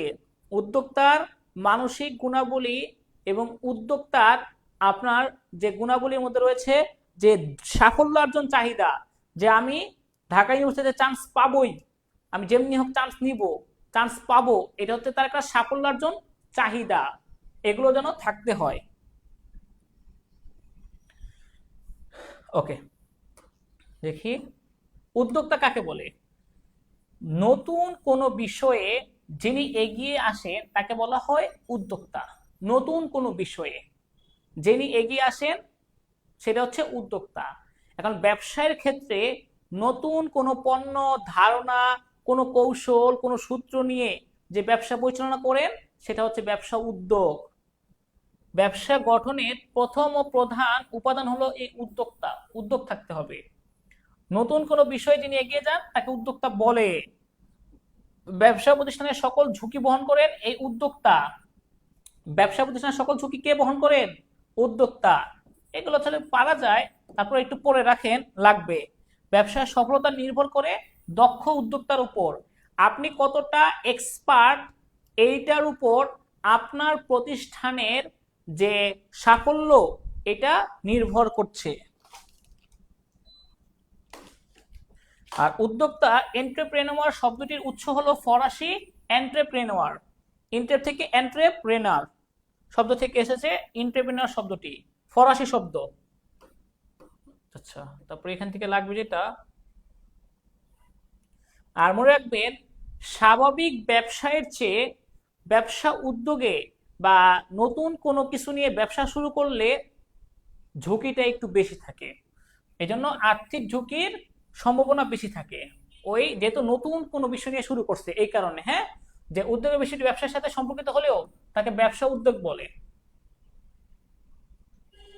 আর স্ব উদ্যোগে নিজের কর্মসংস্থান ব্যবস্থা করে হচ্ছে আত্মকর্মসংস্থান।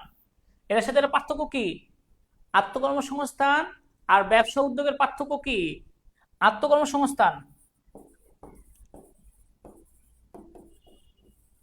এখানে শুধু নিজের কর্মের সৃষ্টি হয়, আর ব্যবসা উদ্যোগে এখানে আপনার নিজের সাথে অন্যান্য মানুষেরও কর্মসংস্থানের সুযোগ সৃষ্টি হয়। ঠিক আছে, নিজের ও অন্যের কর্মসংস্থানের ব্যবস্থা করে থাকে। আত্মকর্মসংস্থান হচ্ছে নিজেই নিজের কর্মসংস্থান করা, আর ব্যবসা উদ্যোগ হচ্ছে নিজের কর্মসংস্থান তো হবেই নতুন করে, পাশাপাশি আরো মানুষেরও কর্মসংস্থান হতে পারে।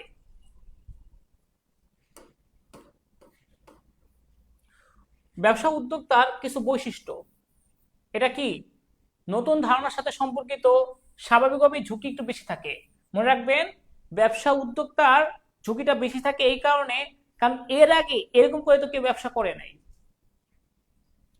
তাকে সৃজনশীল চিন্তা করতে হবে, সম্ভাব্যতা যাচাই করতে হবে, সিদ্ধান্ত গ্রহণ, অর্থ সংস্থান করতে হবে, ঝুঁকি গ্রহণ করতে হবে, উপকরণাদির সঠিক ব্যবহার করতে হবে, বাধা সৃষ্টি করতে হবে, সাফল্য ব্যর্থতা মূল্যায়ন করতে হবে। এগুলো হচ্ছে ব্যবসা উদ্যোগের নিম্নোক্ত কাজ। এই জন্য তার অনেক গুণাবলী থাকা প্রয়োজন।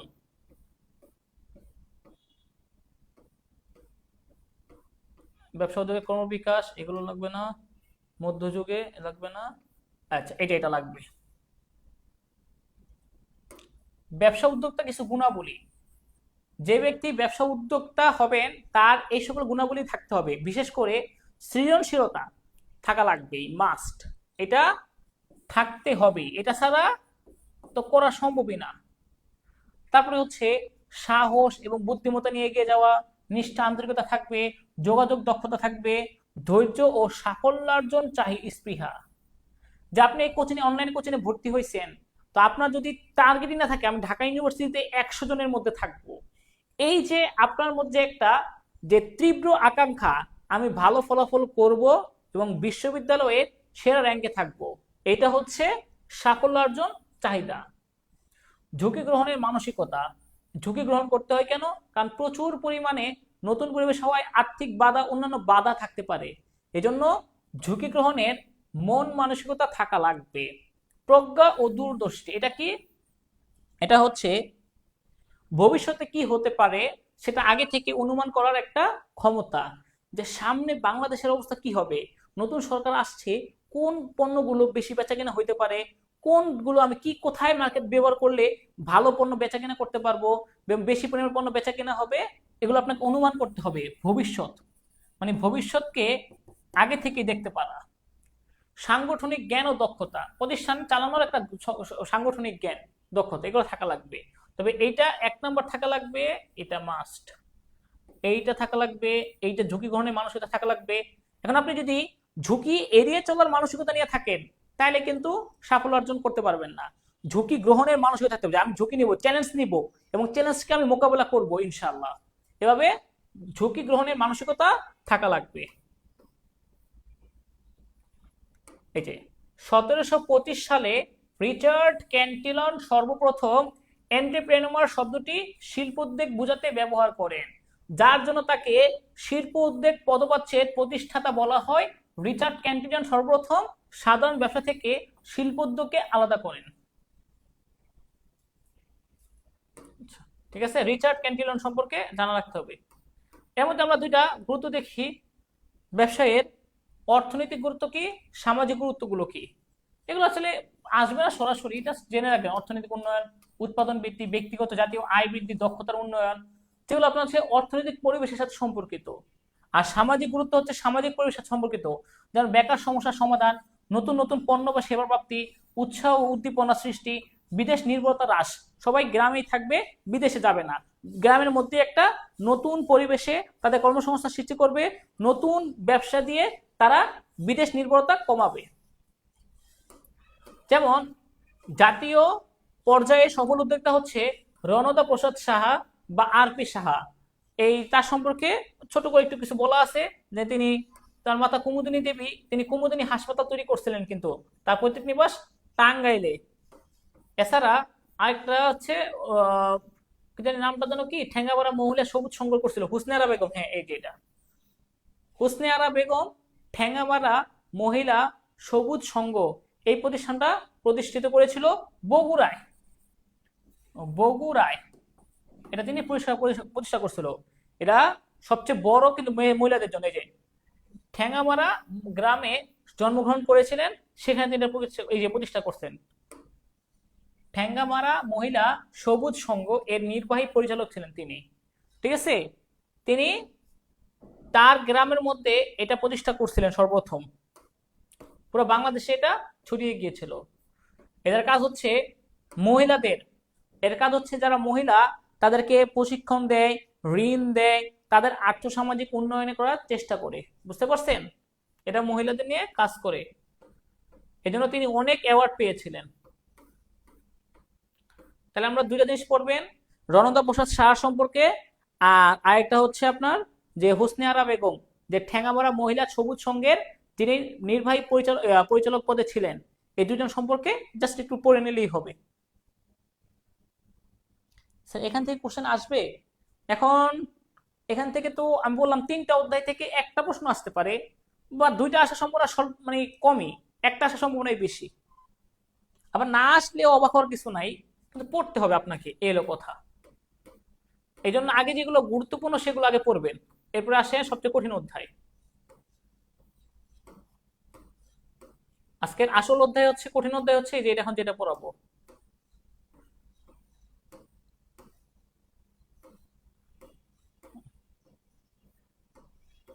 ওকে, ব্যবসায় সহায়ক সেবাটা একটু বুঝাই নেই আগে।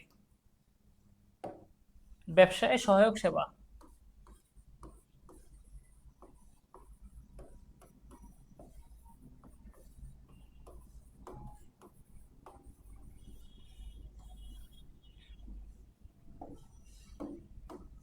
আচ্ছা আপনাদের একটু বোঝানোর জন্য আমাদের বিজনেস স্কোয়াডের একটা এক্সাম্পল দিই।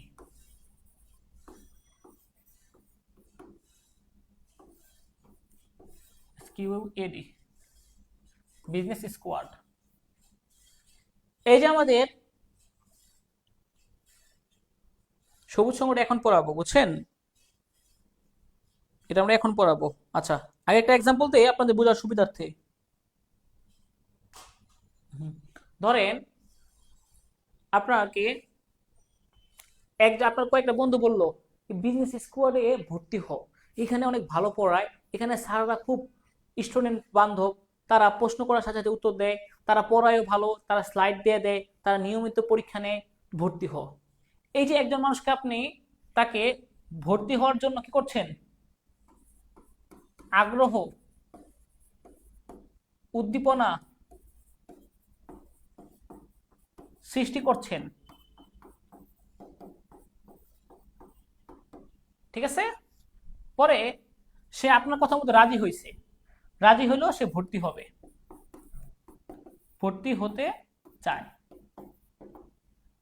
এখন দেখা গেছে টাকা লাগবে 3500, সে 2000 টাকা জমাইছে, তো 1500 টাকা কোথায় পাবে? পরে একজন থেকে ঋণ আনছে 1500 টাকা, ঋণ আনছে অর্থাৎ ঋণ দিয়ে সহায়তা করেছে, এটা হচ্ছে সমর্থনমূলক। এবং 3 নম্বর দেখা গেল এক মাস পর সে দেখতেছে এত পড়াশোনা, ইংলিশ এত কঠিন, এগুলো আমার দিয়ে হবেই না, আমি পারবো না, আমার পক্ষে সম্ভবই না। তখন আমরা শিক্ষকরা তারপরে যে যার মাধ্যমে সে ভর্তি হয়েছিল সেই শিক্ষার্থী তাকে তার এই উদ্দীপন আগ্রহটা ধরে রাখার জন্য এবং সে যেন কন্টিনিউয়াসলি পড়াশোনা করে, তাকে আমরা বিভিন্ন পরামর্শ দিচ্ছি যে না, তোমার দ্বারা হবে, এটা একটু শুরুতে কঠিনই লাগে, পরে নিয়মিত পড়াশোনা করলে এটা তোমার জন্য সহজ হয়ে যাবে, তুমি পারবা, তোমার পক্ষে সম্ভব সেটা 100 জনের মধ্যে আসা, তুমি একটা মাস একটা সপ্তাহ কষ্ট করো, তারপর সব সহজ লাগবে, এইটাই শেষ কষ্ট, আর কষ্ট করতে হবে না। এইভাবে তাকে আমরা 1 মাস থেকে আগামী 3 মাস পর্যন্ত তাকে তার আগ্রহটা ধরে রাখার চেষ্টা করেছি সর্বোচ্চ। এই এক ধরনের সেবা। প্রথমটা হচ্ছে, এই যে প্রথমটা, এটা হচ্ছে আমাদের উদ্দীপনামূলক সেবা,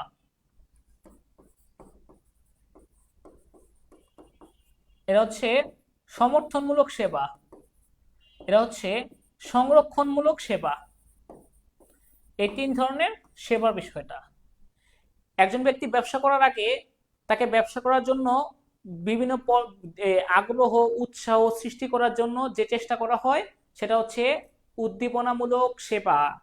এরপরে তাকে বাস্তবে সে সিদ্ধান্ত নিলেও যে হ্যাঁ আমি ব্যবসাটা করতে চাচ্ছি এখন, এরপরে তাকে কি করতে হবে, তখন তাকে অর্থ দিয়ে সাহায্য সহযোগিতা করতে হবে, যেমন বিভিন্ন প্রতিষ্ঠান দিয়ে থাকে, সেগুলো হচ্ছে সমর্থনমূলক সেবা।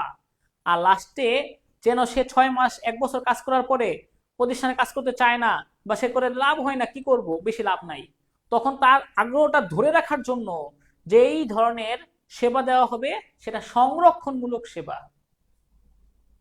এই তিনটা ক্লিয়ার? এখানে হচ্ছে ট্রেনিং দেওয়ানো হয়, ট্রেনিং,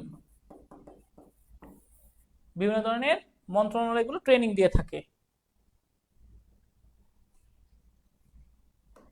ওকে, আমরা দেখি একটু ভালো করে। তিনটা সেবা, একটা হচ্ছে উদ্দীপনামূলক সেবা,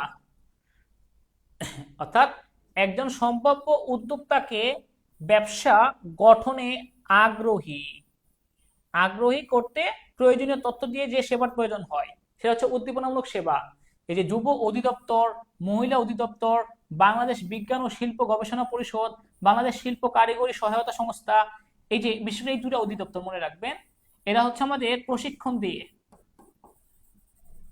প্রশিক্ষণ দেওয়ানোর মাধ্যমে তারা এই উদ্দীপনামূলক সেবা দিয়ে থাকে। ঠিক আছে? আচ্ছা, এখন দেখা গেল 2 নম্বর, সমর্থনমূলক সেবা। সমর্থনমূলক, উদ্যোক্তা ব্যবসা গঠনে আগ্রহী হবার পর তার গঠনে যে সেবার প্রয়োজন হয় সেটা হচ্ছে আমাদের সমর্থনমূলক। যেমন অর্থাৎ ব্যবসা শুরু করার জন্য এটা করা হয়। যেমন বাংলাদেশ ক্ষুদ্র ও কুটির শিল্প সংস্থা, বেসিক ব্যাংক, কর্মসংস্থান ব্যাংক, বিভিন্ন ধরনের বেসরকারি সংস্থা মানে এনজিও গুলো, বাণিজ্যিক ব্যাংক, সরকারি লাইসেন্সিং কর্তৃপক্ষ, সরকারি সেবাদানকারী প্রতিষ্ঠান, পানি বিদ্যুৎ গ্যাস, এগুলো পানি বিদ্যুৎ গ্যাস সরবরাহের মাধ্যমে তার ব্যবসাটা শুরু করতে সহায়তা করে। এগুলো হচ্ছে সমর্থনমূলক, ঋণ দিয়ে থাকে তারা, এদেরা বাংলাদেশ ক্ষুদ্র কুটির শিল্প সংস্থা, কর্মসংস্থান ব্যাংক, বেসরকারি ব্যাংক, বাণিজ্যিক ব্যাংক, এগুলো হচ্ছে ঋণ দিয়ে থাকে বা লাইসেন্স করতে সহায়তা করে, লাইসেন্সের সহায়তা করে সরকারি সেবাদানকারী প্রতিষ্ঠান। কারণ একটা দেশের সরকার যদি ব্যবসা বাণিজ্য বা কোনো কিছু উন্নয়নের সহায়তা করে তাহলে ওই দেশের ব্যবসা বাণিজ্যগুলো খুব সহজে প্রতিষ্ঠিত হইতে পারে এবং তারা আরো বেশি আগ্রহী হয়ে নতুন নতুন ব্যবসা উদ্ভাবনে চেষ্টা চালিয়ে যায়। এজন্য সরকারের সাহায্য সহযোগিতার অবশ্যই প্রয়োজন আছে।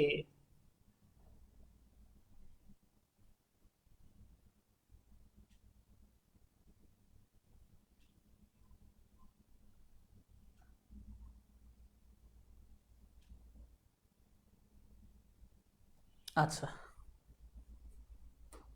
লাস্ট, সংরক্ষণমূলক সেবা। এখন সংরক্ষণমূলক সেবা কি? যে ব্যবসা পরিচালনায় উদ্যোক্তাদের উৎসাহ উদ্দীপনা ধরে রাখার জন্য যে সেবার প্রয়োজন হয়, অর্থাৎ ব্যবসা শুরু করার পর তা চালিয়ে যাওয়ার জন্য যে সেবার প্রয়োজন হয় তাকে সংরক্ষণমূলক সেবা বলে। তাহলে চালিয়ে যাওয়ার জন্য, এই যে ব্যবসাটা চালিয়ে যাওয়ার জন্য এদের কি ধরনের সেবা লাগবে দেখেন। বাংলাদেশ বিনিয়োগ বোর্ড, জাতীয় রাজস্ব বোর্ড, এটা লাগবে, ভেরি ভেরি ইম্পর্টেন্ট, জাতীয় রাজস্ব বোর্ড, এনবিআর, এনবিআর, তারপর হচ্ছে বিএসটিআই, এটা, এরপরে হচ্ছে আমাদের বাংলাদেশের পর্যটন কর্পোরেশন, বন্দর কর্তৃপক্ষ, শিল্প বণিক সমিতি, বাংলাদেশ তাঁত, এগুলো জাতীয় রেশন কার্ড অধিদপ্তর, কয়েকটা, বাস। আমি কয়েকটা লিখে দিচ্ছি যেগুলো আসলে আপনাদের জন্য খুব গুরুত্বপূর্ণ, যেমন হচ্ছে বাংলাদেশ জাতীয় রাজস্ব board, BSTI, patent design trademark অধিদপ্তর, রপ্তানি উন্নয়ন ব্যুরো, এগুলো চেষ্টা করে। আমি একটু লিখে দিচ্ছি যেন আপনাদের মনে থাকে।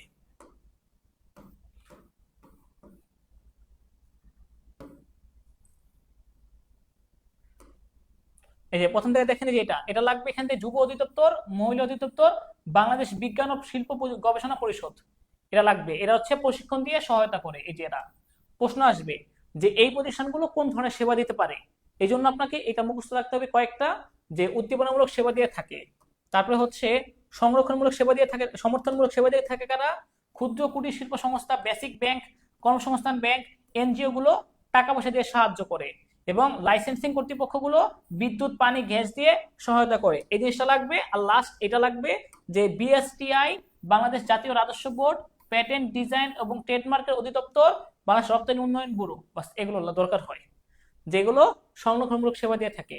কোন প্রতিষ্ঠান কোন ধরনের সেবা দেয়?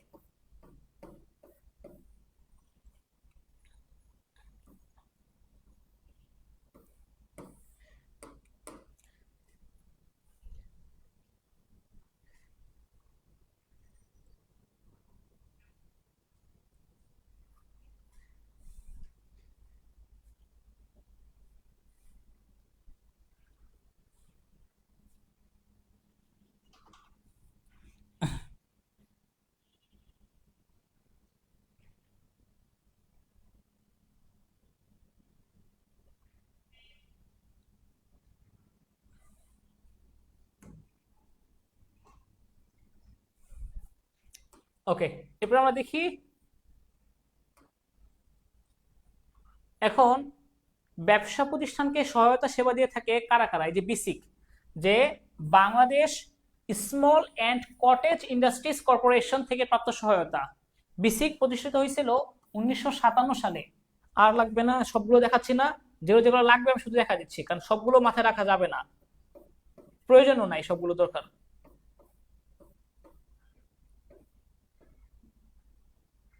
বাংলাদেশ ক্ষুদ্র ও কুটির শিল্প সংস্থা শিল্প মন্ত্রণালয়ের অধীনে থাকেন। শিল্প মন্ত্রণালয়ের অধীনে দরকার হয় তাদের। আর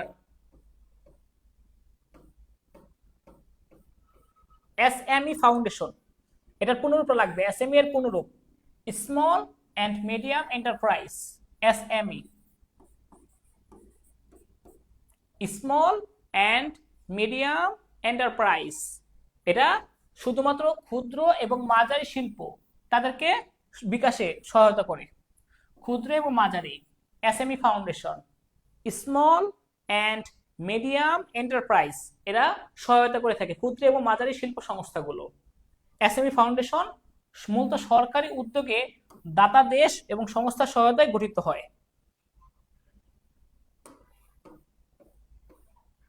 আর এই এসএমই ফাউন্ডেশন বাণিজ্য মন্ত্রণালয়ের অধীনে নিবন্ধিত হয়।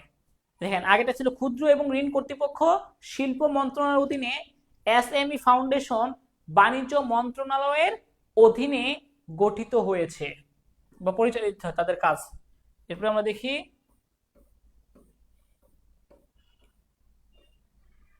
এই যে এই জিনিসটা মনে রেখে যে বাংলাদেশের ক্ষুদ্র ও মাঝারি ব্যবসা প্রতিষ্ঠানকে আর্থিক সাহায্য দিতে সরকারকে এই ফাউন্ডেশন করে দিয়েছে সরকার। এটা কিন্তু সরকারি, ঠিক আছে, এসএমই ফাউন্ডেশনটা। দরকার লাগবে এই যে এইটা, এই জিনিসটা লাগবে প্রশ্ন। এই যে এনজিও, এটার পূর্ণরূপটা নন গভর্নমেন্ট অর্গানাইজেশন বা এনজিও। এটার পূর্ণরূপটা কি? Non government organisation. এইটা প্রয়োজন আছে, এটা লাগবে জানা। আর এটা সবচেয়ে বড় তার মধ্যে হচ্ছে ব্র্যাক, যেটা 1972 সালে প্রতিষ্ঠিত হয়েছিল। নন গভর্নমেন্ট অর্গানাইজেশনের মধ্যে সবচেয়ে বড় ব্র্যাক। তারপরে হচ্ছে যেটা লাগবে ক্ষুদ্র ঋণ কর্তৃপক্ষ 2006 এনজিও। এই যে ব্র্যাক সম্পর্কে লাগবে, BRAC Bangladesh rural advancement committee. Bangladesh rural advancement committee. BRAC হলো বাংলাদেশের প্রথম এবং সর্ববৃহৎ এনজিও প্রতিষ্ঠান। বাংলাদেশের স্বাধীনতার পর 1972 সালে জনাব ফজলে হাসান আবিদ এর নেতৃত্বে বাংলাদেশে যাত্রা শুরু করে, ঠিক আছে।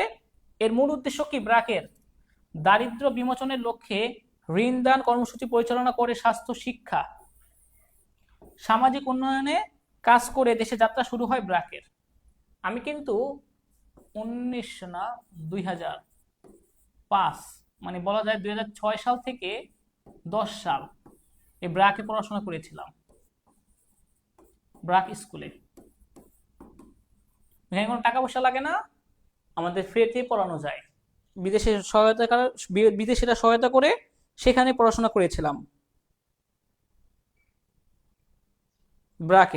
ব্র্যাকের ভার্সিটি আছে, ইউনিভার্সিটি, স্কুলগুলো একদম প্রত্যন্ত অঞ্চলে একদম গরিব অসহায় শিক্ষার্থীদের জন্য করা হয়। বিনামূল্যে বই খাতা সকল ধরনের সেবা দেওয়া হয়। অর্থাৎ আমার পিএসসিটা ছিল ব্র্যাক থেকে। ব্র্যাক স্কুল কি কাজ করে? ব্র্যাক স্কুলের কাজ হচ্ছে আপনার যে এলাকার যারা গরিব অসহায় এই সন্তান আছে, যাদের কিন্তু তারা আপনার সামর্থ্য রাখে না পড়াশোনা করানোর জন্য, তারা তাদেরকে বাসা থেকে নিয়ে এসে স্কুলে ভর্তি করানোর জন্য প্রয়োজনীয় বই পুস্তক সবকিছু দিয়ে সহায়তা করে এবং ওই বিনামূল্যে তারা এই শিক্ষা সেবা দিয়ে থাকে ব্র্যাকগুলো। বুঝতে পারছেন? ব্র্যাক ইউনিভার্সিটি হচ্ছে আপনার ঢাকার যে রামপুরা আছে হাতিঝিলের ওইদিকে আপনার রামপুরা ওইদিকে গেলে আপনি পাবেন ব্র্যাক ইউনিভার্সিটি। বিশাল বড়।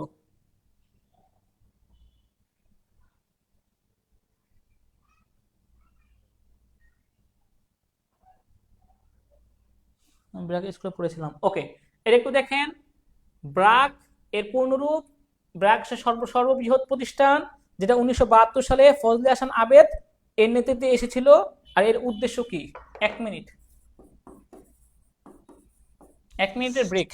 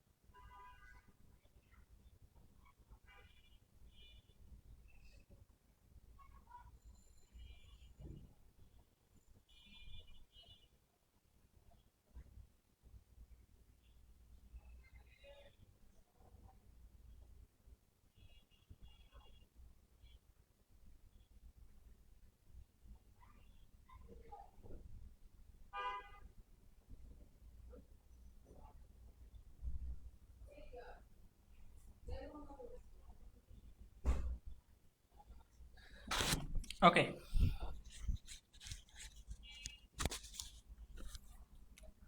এরপরে দেখি এই যে ব্র্যাকের আরং দুধ বা বিকাশ,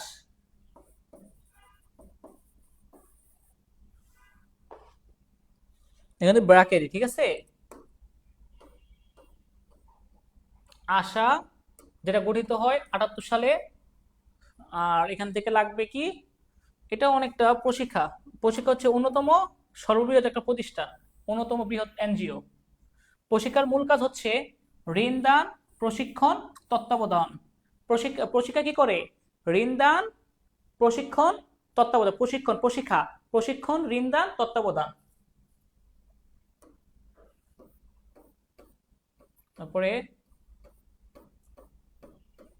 এই ঠ্যাঙ্গামারা মহিলা সবুজ সংঘ, এটা আবিষ্কার করেছিল কে? এটা কাজ শুরু করেছিল কই, বগুড়ায় করেছিল রণদা প্রসাদ সাহার, সাথে যেন নামটা ছিল কি,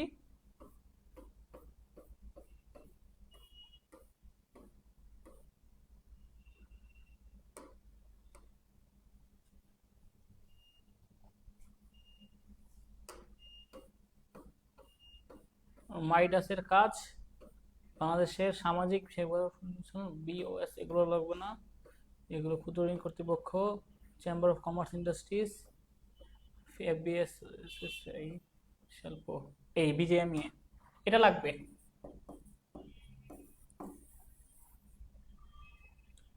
এটা কাজ হচ্ছে বাংলাদেশের গার্মেন্টস, যে আপনার আছে না যে BGMEA, Bangladesh garments manufacturers and exporters association থেকে প্রাপ্ত সহায়তা। এইটা 1977 সালে গঠিত হয়েছিল। মাত্র 19 জন পোশাক প্রস্তুতকারক এবং রপ্তানিকারক মিলে এরা হচ্ছে বাংলাদেশের তৈরি পোশাক আমদানি রপ্তানির ক্ষেত্রে আপনার যে মূল ভূমিকা পালন করে, সেই প্রতিষ্ঠান হচ্ছে বিজিএমইএ। বিজিএমইএ এটা 1977 সালে প্রতিষ্ঠিত হয়েছিল।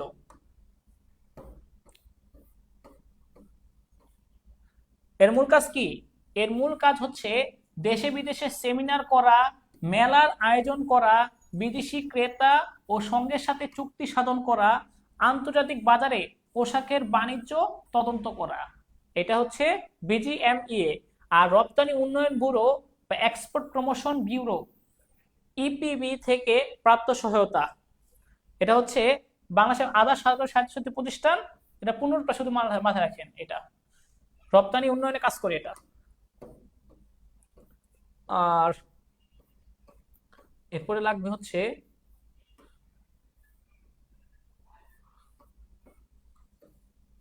এইটা লাগবে, সাবটা। সার্কভুক্ত দেশ মুখস্থ রাখতে হবে এটা, আমাদের সার্কভুক্ত দেশটা মুখস্থ রাখতে হবে। বলে দিচ্ছি। ধরেন বাংলাদেশ,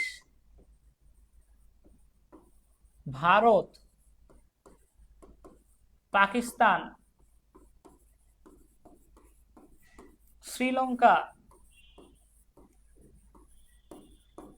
নেপাল, ভুটান, মালদ্বীপ, আর সর্বশেষ আফগানিস্তান। এই 8টা দেশ হচ্ছে আমাদের বর্তমানে সার্কের অন্তর্ভুক্ত। বাংলাদেশ, ভারত, পাকিস্তান, শ্রীলঙ্কা, নেপাল, ভুটান, মালদ্বীপ এবং আফগানিস্তান। ঠিক আছে, এই 7টা দেশ কিসের অন্তর্ভুক্ত? সার্কের অন্তর্ভুক্ত। SAARC, south Asian preferential trade agreement. এটার কাজ হচ্ছে মুক্ত বাজার প্রতিষ্ঠা করা। এই দেশের পণ্য এই দেশে আসবে, এই দেশের পণ্য এই দেশে যাবে, এই দেশের পণ্য এই দেশে আসবে, এই দেশের পণ্য এই দেশে যাবে। এভাবে তাদের মধ্যে কি করা যাবে, যেন একটা মুক্ত বাজার গড়ে ওঠা হয়। কম শুল্কে এক দেশের প্রতি পণ্য অন্য দেশে ব্যবহার করা যাবে, তাতে খরচটা আমাদের হ্রাস পাবে, আমরা কম খরচে পণ্য ক্রয় করতে পারবো। ঠিক আছে। আর সার্কের পুনরূপ কি? South Asian association for regional cooperation. South Asian association for regional cooperation SAARC এর পূর্ণরূপ। আর এই সার্ক আপনার সাপটা চুক্তিটা বাস্তবায়িত হয়েছিল 95 সালের দিকে। সার্কটা চুক্তি কার্যকর হয় 95 সালেই। 7টা না, এখন 8টা দেশ। হ্যাঁ, এখন হচ্ছে 8টা দেশ বর্তমানে সার্কের, এখন 8টা দেশ হিসেবে গঠিত আছে মোট। ওই লাস্টে আফগানিস্তান যুক্ত দিছে, আফগানিস্তান। আর সার্কগুলো দেশগুলো কি করবে, তাদের মধ্যে সহযোগিতা আরো বৃদ্ধির জন্য তারা সাপটা চুক্তির পাশাপাশি সাপটার পরে সাফটা, যে south Asian free trade area চুক্তি স্বাক্ষরিত করায়, যে একদম মুক্ত, মানে কোনো ট্রেড লাগবে না, এক দেশ থেকে অন্য দেশে পণ্য যাবে, কোনো শুল্ক কিছু লাগবে না, এগুলো তার চেষ্টা করছে। এই যে 0% থেকে 5% ট্যারিফ, কারণ এক দেশ থেকে পণ্য আরেক দেশে যাইতে গেলে কিছু ট্যারিফ দেওয়া লাগে, সেই জন্য কম হইলে পণ্যের দামটা কমে যাবে, এই জন্য করছে।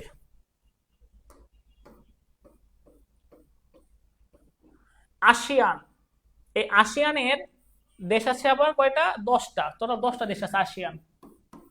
Association of south eastern Asia nation.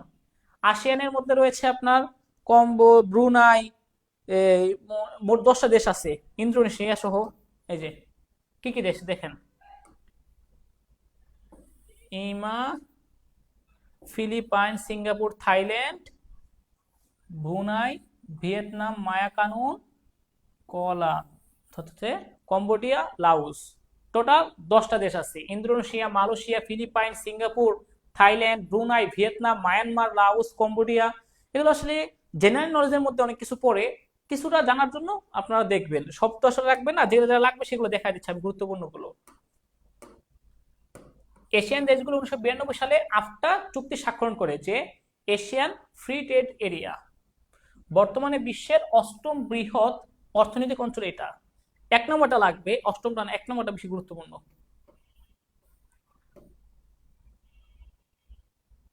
BIMSTEC 2006 সালে গঠিত হয়। আচ্ছা, বিমস্টেকের সময় প্রথম 4টি সদস্য দেশ হিসেবে প্রথম অক্ষর অনুযায়ী নাম রাখা হয় বিমস্টেক। কি কি? Bangladesh, India, Sri Lanka, Thailand economical cooperation. ঠিক আছে। আর পরবর্তীতে 97 সালে যুক্ত করা হয় কে? মায়ানমারকে যুক্ত করা হলে। আর নেপাল এবং ভুটানকে যুক্ত করা হয়েছে পরবর্তীতে। মূল লক্ষ্য কি? বাবারে বাবা, এই যেটা লাগবে, বিশ্ব বাণিজ্য সংস্থা।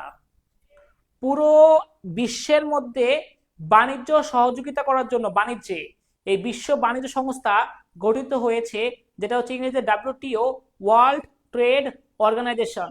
এটার পূর্ণরূপটা লাগবে, ওয়ার্ল্ড ট্রেড অর্গানাইজেশন, যেটা 1995 সালে গঠিত হয়েছিল। ওয়ার্ল্ড ট্রেড অর্গানাইজেশন সালটা দেয় নাই কা? এই যে 1995 সালের 1 জানুয়ারিতে গ্যাটের নাম পরিবর্তন করে রাখা হয়েছে ডাব্লিউটিও। আবারও দেখেন গ্যাটের নাম, এটা একটু গুরুত্বপূর্ণ এজন্য দেখা দিচ্ছি, GATT গ্যাটের নাম পরিবর্তন করে ডাব্লিউটিও রাখা হয়েছে 1995 সালে। এটা মনে রাখবেন, এটা দরকার আছে।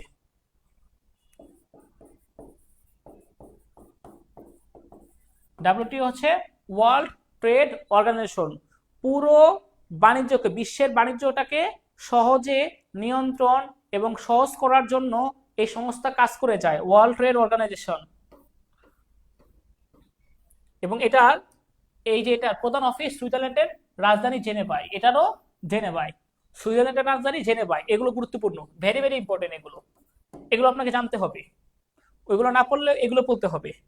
আর লাস্ট, এই ইউরোপিয়ান ইউনিয়ন, এটা বিশ্বের সবচেয়ে বড় এবং সফল আঞ্চলিক জোট, সফল এবং বড় ইউরোপিয়ান ইউনিয়ন, এটা মাথায় রাখতে হবে। বিশ্বের সবচেয়ে বড় এবং সফল আঞ্চলিক জোট হচ্ছে ইউরোপিয়ান ইউনিয়ন, যেটা হচ্ছে Belgium, Denmark, France, Germany, Greece, Ireland, Italy, Luxembourg, Netherland, Portuguese, Spain, যুক্তরাজ্য, এই দেশগুলো নিয়ে গঠিত হয় টোটাল 12টা দেশ। দেশগুলো মনে রাখতে না পারলেও এটা মনে রাখবেন যে বিশ্বের সবচেয়ে বড় এবং সফল আঞ্চলিক জোট কোনটা। ইইউ এর পুনরূপ কি? European union.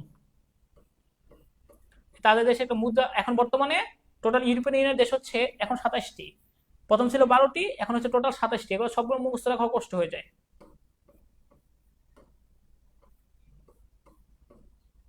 ওকে, একটু সংক্ষেপে দেখেন, এটা লাস্ট সংক্ষেপে একটু দেখেন, তাহলে একটু সুবিধা হবে। সার্ক 85 সালে কাঠমান্ডুতে, আর হচ্ছে ওয়ার্ল্ড ট্রেড অর্গানাইজেশন জেনেভায়, আর IMF ওয়াশিংটন ডিসি। এটা হচ্ছে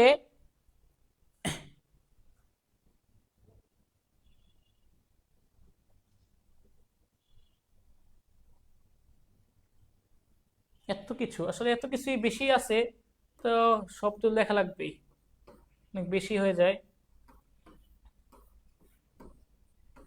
গোষ্ঠী, আপনার হচ্ছে গোষ্ঠীদের সহায়তা করে, ইসলামিক গোষ্ঠী, বিভিন্ন গোষ্ঠী হচ্ছে IDB ব্যাংক, আর হচ্ছে আপনার এশিয়ান ডেভেলপমেন্ট ব্যাংকগুলো আঞ্চলিক সহায়তা করে।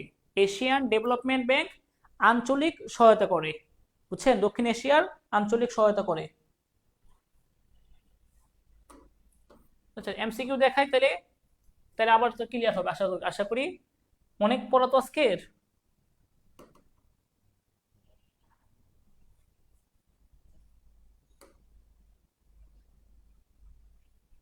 ওকে, তাহলে এবার একটু MCQ দেখি, তাহলে সুবিধা হবে। সব অধ্যায় তো বড় থাকে না, এই অধ্যায়টা একটু বড় ছিল।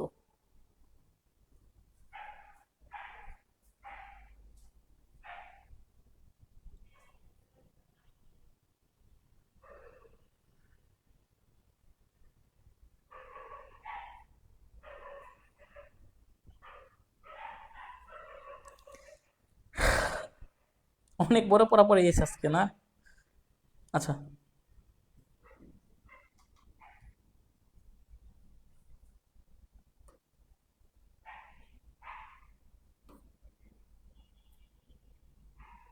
দেখা যায়। ওকে, বলেন তো এটা কি হবে?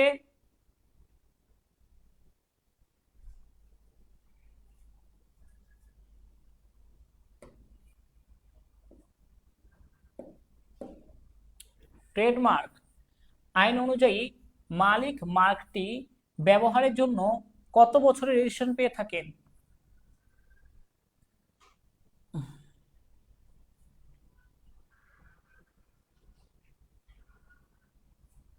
হ্যাঁ, ট্রেডমার্কের হচ্ছে প্রথমত 7 বছর পর্যন্ত পেয়ে থাকেন, পরে সেটা নবায়ন করতে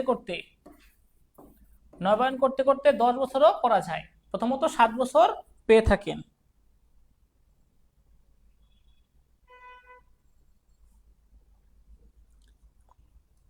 ঠিক আছে, ওকে, তাহলে আমরা উত্তরটা দেখি তাহলে। কত বছর? 7 বছর ট্রেডমার্ক। আর হচ্ছে প্যাটেন্ট বাংলাদেশে 16 বছর, কপিরাইট 60 বছর, এটা মাথায় রাখবেন। আচ্ছা, এরপরেরটা, বাংলাদেশে প্রচলিত শ্রম আইন কত সালের? এই এমসিকিউ গুলো সমাধান করলে আপনাদের একটা ধারণা হয়ে যাবে আসলে কেমন প্রশ্ন পরীক্ষায় আসে। হ্যাঁ,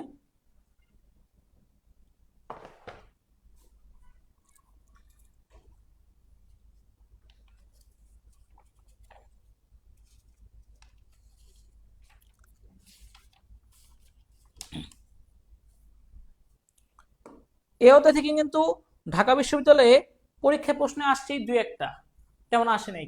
বাংলাদেশের প্রচলিত শ্রম আইন কত সালের? 2006 সাল। কারা কারা দিয়েছেন তাদের উত্তর আশা করি হবে 2006 সালের। এরপর, উৎপাদিত পণ্যের মান নিয়ন্ত্রণের জন্য কোন প্রতিষ্ঠান কাজ করে? সে প্রতিষ্ঠানগুলো হচ্ছে বিএসটিআই, আইএসও। ঠিক আছে, উৎপাদিত পণ্যের মান নিয়ন্ত্রণের জন্য কোন প্রতিষ্ঠান কাজ করে?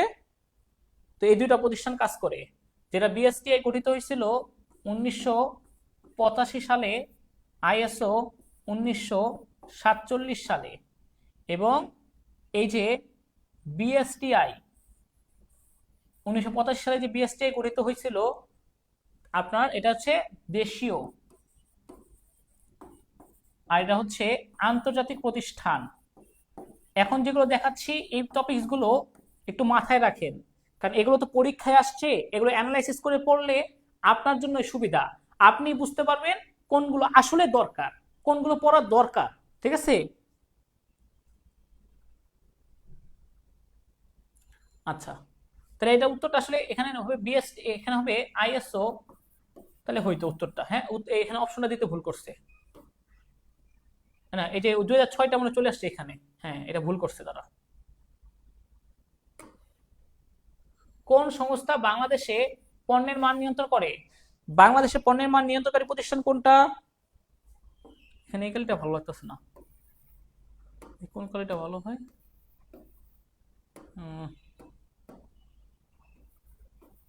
এটা হবে না।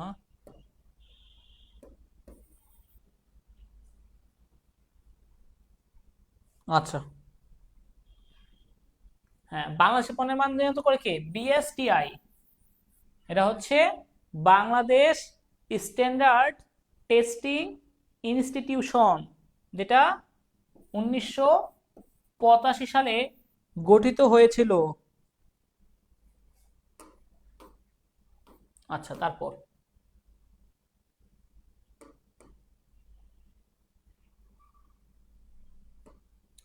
ইট ভাটায় কোন ধরনের দূষণ ঘটতে পারে? ইট ভাটায়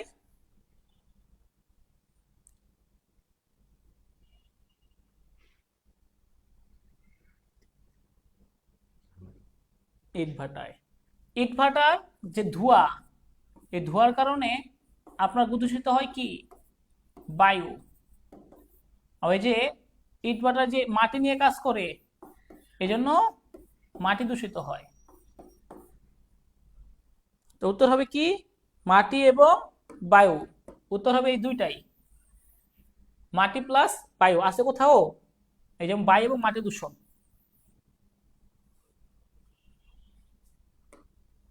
আচ্ছা, তারপর আমরা দেখি, হ্যাঁ বায়ু এবং মাটি দূষণ। তারপর, উৎপাদিত পণ্যের মান নিয়ন্ত্রণের জন্য কোন প্রতিষ্ঠান কাজ করে? এই প্রশ্নটা হচ্ছে এখানে। অবশ্যই বিসিবি না, বিএসসিআইআর না, বিসিআইসি বিসিক এটাও না, বিএসটিআই। এটা তো মোটামুটি হয়ে গেছে, তখন আটকানোর কথা না। এটা বলেন, কোনটি ব্যবসায়ের আইনগত ধারণা সংশ্লিষ্ট নয়? কোনটি ব্যবসায়ের আইনগত ধারণা সংশ্লিষ্ট নয়? সাথের কি হবে? প্যাটেন্ট, পার্ট, আইএসও, বীমা। এখানের মধ্যে একটা আছে যেটা আইনগত ধারণা না, সেটা হচ্ছে নিয়ন্ত্রণ সংক্রান্ত ধারা, নিয়ন্ত্রণ। বলেন তো কোনটা? সেটা হচ্ছে PERT. Program evaluation and review technique, এটা হচ্ছে পরিকল্পনা ও নিয়ন্ত্রণের একটা কৌশল।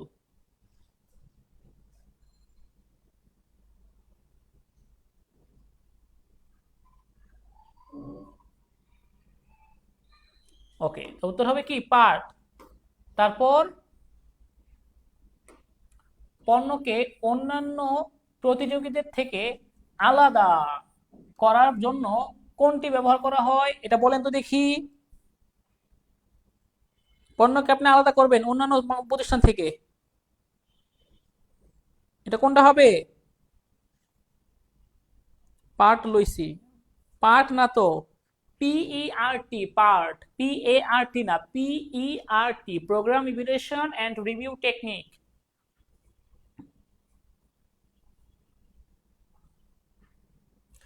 It's trademark, trademark. নিজের পণ্যকে অন্য পণ্যের প্রতিষ্ঠান থেকে আলাদা করা বা স্বতন্ত্র করার একটা প্রচেষ্টা, স্বতন্ত্র, স্বতন্ত্র করার একটা চেষ্টা, ট্রেডমার্ক। ওকে, তারপর প্যাটেন্ট কোন ধরনের সম্পদ, বলেন দেখি এটা। প্যাটেন্ট কোন ধরনের সম্পদ? তা পারবেন, এগুলো সহজ প্রশ্নই।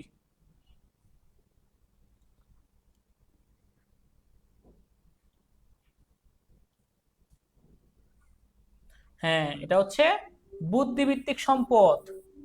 প্যাটেন্ট হচ্ছে বুদ্ধিবৃত্তিক সম্পদ, এটা বুদ্ধি দিয়ে করতে হয়। তারপর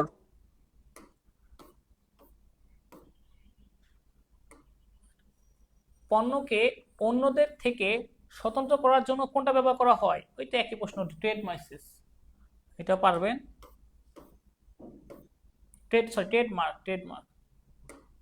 প্যাটেন্ট ও ডিজাইন আইন অনুযায়ী বাংলাদেশে প্যাটেন্ট সনদের বৈধ সময়কাল কত?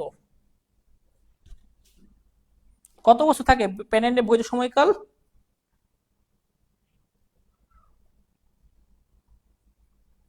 প্যাটেন্ট এবং ডিজাইন আইন অনুযায়ী বাংলাদেশে প্যাটেন্ট বা সময়ের বৈধ সময়কাল কত? ইয়েস, 16 বছর। ওই সালটাল পরীক্ষায় খুব একটা আসে না, পরীক্ষায় এইসব প্রশ্নই আসে। 16 বছর। বিএসটিআই এর যাত্রা শুরু হয় কত সালে? বিএসটিআই,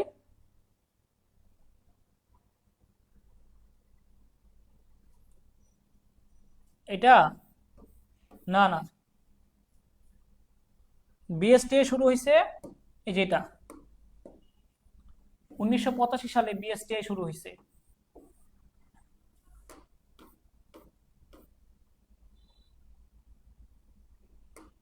সফটওয়্যার ইঞ্জিনিয়ারের জন্য জনাব হিমেল বিশ্ববিদ্যালয় পর্যায়ের অর্থ এবং হিসাব শাখার হিসাব সংরক্ষণ করেন। তা সফটওয়্যার উদ্ভাবন করেন, এই সফটওয়্যার উদ্ভাবন করলে তিনি মেধাস্বত্ব সংরক্ষণের জন্য চিন্তিত হয়ে পড়েন। এজন্য তার কোনটা লাগবে? প্যাটেন্ট, কপিরাইট, ট্রেডমার্ক, সালিসি, কোন আইনটা লাগবে?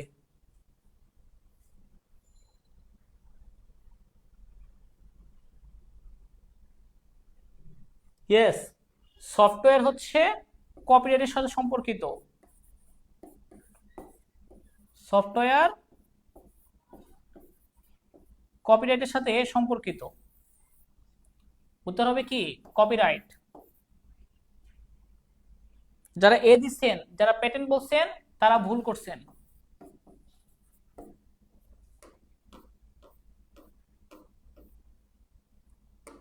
এটা অবশ্য আপনাদের এখানের সাথে সম্পর্কিত না।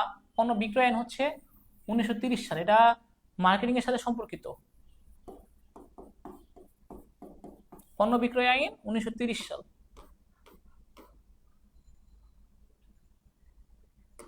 বাংলাদেশের প্যাটেন্ট আইন কত সালের? বাংলাদেশের প্যাটেন্ট আইন কত সাল? 1811, 1876, 1912, উত্তর হবে 1911। তিনটা আইন মনে আছে তো? প্যাটেন্ট 1911, কপিরাইট 2000, 2005 সালে সংশোধিত হয়েছে। আর হচ্ছে আমাদের আরেকটা ট্রেডমার্ক 2009 সাল। এই তিনটা।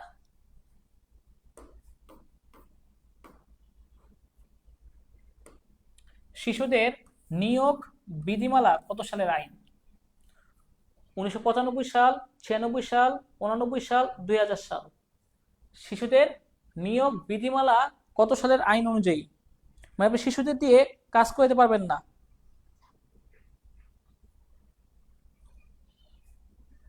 1995 সালের বিধিমালা।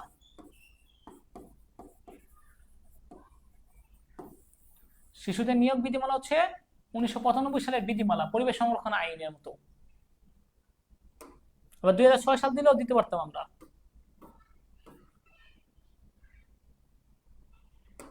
এটা ইম্পর্টেন্ট,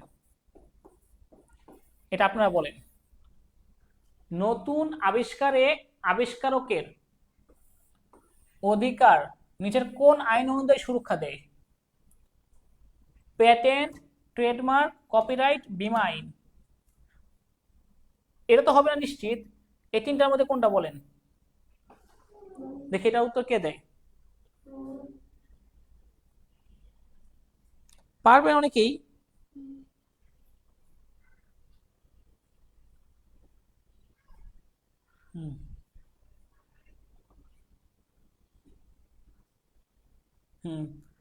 অনেকে বলতেছে প্যাটেন্ট, অনেকে বলছে ট্রেডমার্ক। অধিকার, আবিষ্কারকের অধিকার বলছে। নিঃসন্দেহে এটা প্যাটেন্ট, কারণ নতুন আবিষ্কারককে আবিষ্কারকের অধিকার দিচ্ছে প্যাটেন্ট। তারপর কপিরাইট নিবন্ধন ফর্ম পূরণ পূর্বক প্রয়োজনীয় ফি সহ কয়টি প্রস্তে দাখিল করতে হয়? কপিরাইট নিবন্ধনের জন্য 3টা প্রস্ত লাগে, 3টা প্রস্তে সেটা দাখিল করতে হয়। ঠিক আছে, এটা বলে দিলাম যেহেতু ক্লাসে পড়ে না, এই জন্য বলে দিছি এখনই। 3টা প্রস্তে দাখিল করতে হয়। প্যাটেন্ট কোন ধরনের সম্পদ?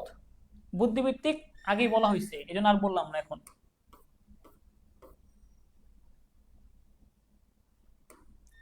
বাংলাদেশে প্যাটেন্ট আইন সুরক্ষা দেওয়া হয় 16 বছর। ওই একই প্রশ্নই বারবার আসছে পরীক্ষায়, বিভিন্ন পরীক্ষায়। আর এটা ভুল হয়েছে, এটা ভুল হয়েছে। হ্যাঁ, এটা হবে কি 16 বছর।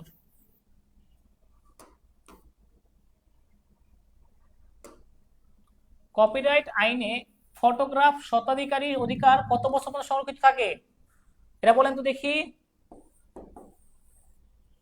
40, 30, 50, 60 ফটোগ্রাফদের কত বছর পর্যন্ত সেটা পর্যন্ত অধিকার সুরক্ষিত থাকে? ইয়েস, 60 বছর। 60 বছর পর্যন্ত সুরক্ষিত থাকে। মানে আবিষ্কৃত পণ্যের পুনঃসংস্করণ ছাড়া 60 বছরই সবকিছু, বা ওইটা হচ্ছে 25 বছর। পণ্যকে অন্যের, বানানটা হবে অন্যের, অনুরূপ পণ্য থেকে স্বতন্ত্র করার লক্ষ্যে কোনটি ব্যবহৃত হয়? স্বতন্ত্র, কোনটা হচ্ছে স্বতন্ত্র করে?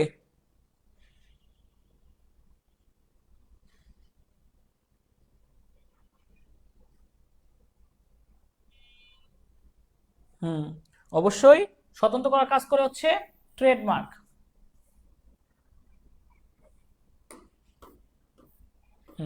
তারপরে আইএসও এর পূর্ণরূপ কি? যদিও এখন এটা দেওয়া ছাড়া উপায় নাই, তবে আসলে কিন্তু এটা কিন্তু উত্তর না। অ্যাকচুয়াল উত্তর হচ্ছে কি? International organisation for standardisation. International organisation for standardisation.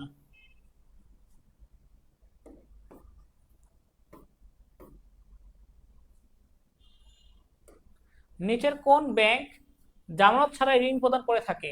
কোনো জামানত লাগে না, ভেরি ভেরি ইম্পর্টেন্ট। এটা আবিষ্কার করছে ডক্টর মোহাম্মদ ইউনুস।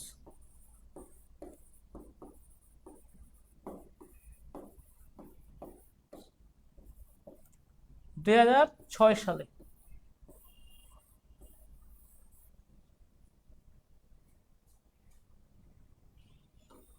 এই গ্রামীণ ব্যাংক, এরা কোনো জামানত ছাড়াই গ্রামের নারীদেরকে ঋণ দিয়ে থাকে।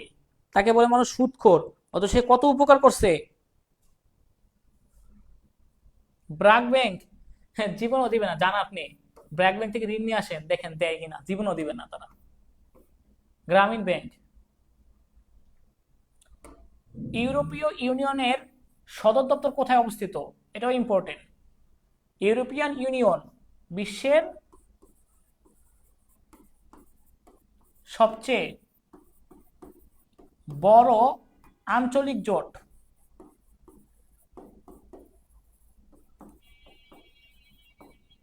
ঠিক আছে, বিশ্বের সবচেয়ে বড় আঞ্চলিক জোট 27টি দেশ নিয়ে কাজ শুরু, প্রথম করছিল 12টি দেশ নিয়ে, বর্তমানে 27টি দেশ আছে।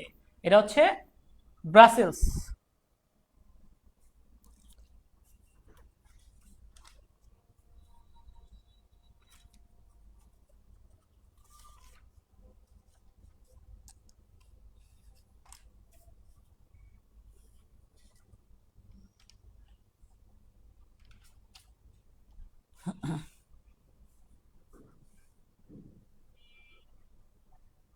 ব্র্যাকের প্রতিষ্ঠাতা কে? ব্র্যাকের প্রতিষ্ঠাতা হচ্ছে ফজলে হাসান আবেদ। ফজলে হাসান আবেদ ব্র্যাকের প্রতিষ্ঠাতা, 1972 সালে করেছিল ফজলে হাসান আবেদ। ওকে, তারপর ব্যবসা উদ্যোক্তার মৌলিক বৈশিষ্ট্য নয় কোনটা? নয় কোনটা? মূলধন জোগাড়ের দক্ষতা, উদ্ভাবনী ক্ষমতা, আত্মবিশ্বাস, ঝুঁকি এড়িয়ে চলার প্রবণতা, কোনটা হবে?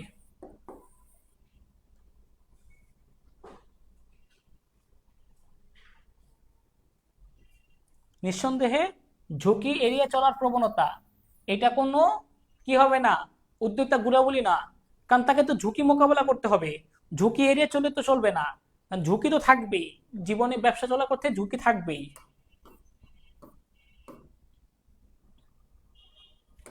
উদ্যোক্তা উৎপাদন প্রক্রিয়ায় নতুন কৌশল গ্রহণ করে কিভাবে? অধ্যবসায়ের মাধ্যমে, শ্রমের মাধ্যমে, উদ্ভাবনী শক্তির মাধ্যমে, মূলধন গঠন মাধ্যমে। দেখেন, নতুন কৌশল, নতুন কৌশলের সাথে সম্পর্কিত আছে কোনটার সাথে? ভালো করে লক্ষ্য করে বলেন তো একটু। অবশ্যই পারা উচিত। মূলধন গঠন করে অবশ্যই না, শ্রমের মাধ্যমেও না, অধ্যবসায়ের মাধ্যমেও হয় না। অ্যাকচুয়াল হয় হচ্ছে এই যে এটার মাধ্যমে, উদ্ভাবনী শক্তির মাধ্যমে। নতুন কৌশল, এই জন্য উদ্ভাবনী ক্রিয়েটিভ ধারণা, ক্রিয়েটিভ আইডিয়া থাকা লাগবে।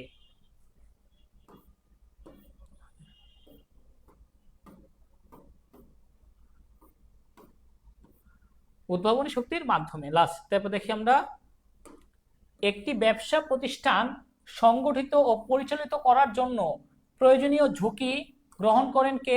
নিঃসন্দেহে উদ্যোক্তাকে গ্রহণ করতে হবে সকল ঝুঁকি।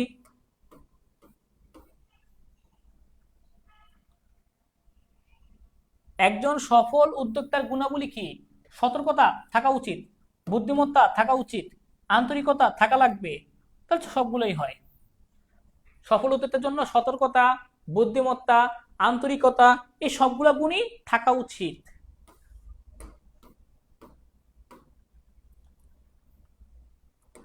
উদ্যোগ শব্দটি, ধারণাটি প্রথম কে প্রচলন করেছেন? Joseph Schumpeter, Adam Smith, Henry Fayol, Richard Cantillon. এটা কি হবে বলেন? 30 নম্বরটা কি হবে? যেটা ব্যবহার করছিলেন 1725 সালে। ফরাসি শব্দ থেকে আসছিল, ফরাসি এন্ট্রেপ রেনার শব্দ থেকে আসছিল ফরাসি। কথাটা কে উচ্চারণ করছিলেন প্রথমে ধারণাটি? Yes, Richard ক্যান্টিলন।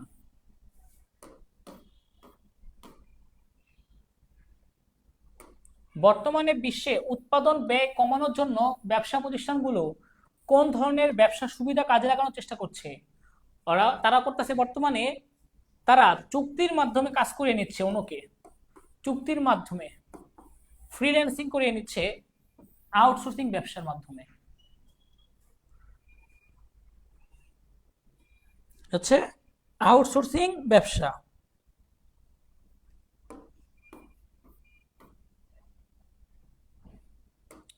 নতুন কোনো বিষয়ে যিনি এগিয়ে যান তাকে বলা হয় উদ্যোক্তা। বাস। একটি দেশের আর্থসামাজিক উন্নয়নে ব্যবসা উদ্যোগ সামাজিক গুরুত্ব নিচের কোনটি? সামাজিক গুরুত্ব, হ্যাঁ, এই ব্যবসার উন্নয়ন, দক্ষতার উন্নয়ন, উৎপাদন বৃদ্ধি, নতুন পণ্য আবিষ্কার। তাহলে এটা দেখা যাচ্ছে এই যে নতুন নতুন পণ্য এবং সেবা প্রাপ্তি, এটা হচ্ছে সমাজের মধ্যে উন্নয়ন হবে। আর এই যে ব্যবসার উন্নয়ন অর্থনৈতিক, দক্ষতার উন্নয়ন অর্থনৈতিক, উৎপাদন বৃদ্ধি অর্থনৈতিক, জাতীয় আয় বৃদ্ধি অর্থনৈতিক, জীবনযাত্রার মান উন্নয়ন অর্থনৈতিক। আচ্ছা, তারপর ঝুঁকি গ্রহণ উদ্যোক্তার কোন ধরনের গুণাবলী বলেন তো একটু? ব্যক্তিগত, সামাজিক, মানসিক, অর্থনৈতিক। ঝুঁকি গ্রহণ উদ্যোক্তার কোন ধরনের গুণাবলী?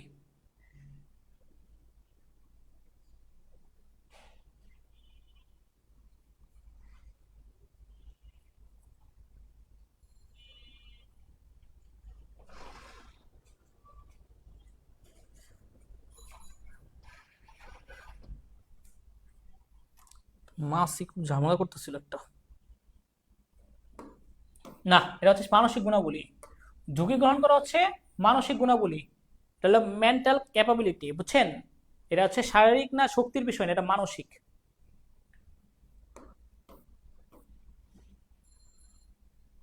উদ্যোক্তার প্রধান কাজ কি? অর্থসংস্থান, ঝুঁকি গ্রহণ? না, প্রধান কাজ ঝুঁকি গ্রহণ। ঝুঁকি গ্রহণ করতে হবে, কারণ উদ্যোক্তার ক্ষেত্রে ঝুঁকি থাকবে।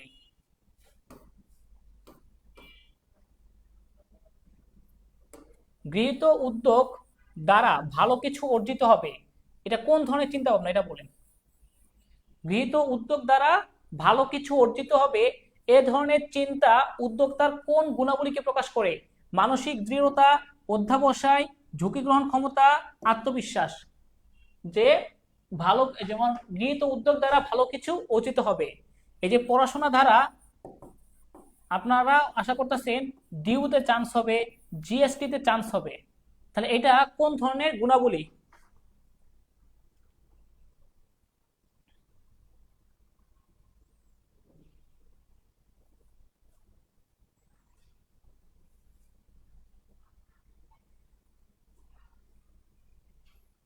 ওকে, দেখি অনেকে উত্তর দিচ্ছেন আত্মবিশ্বাস। দেখেন উত্তরটা কি?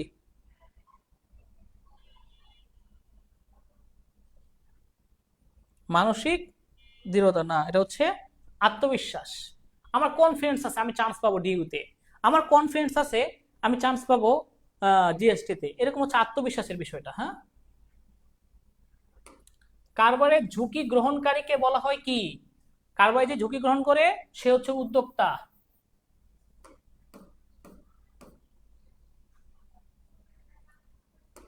বিশ্ব ব্যাংক গোষ্ঠীর কোন প্রতিষ্ঠানটি সহজ ঋণ দেওয়ার জন্য পরিচিত? এটা খুবই গুরুত্বপূর্ণ। বিশ্ব ব্যাংক গোষ্ঠীর কোনটা ঋণ দিয়ে থাকে?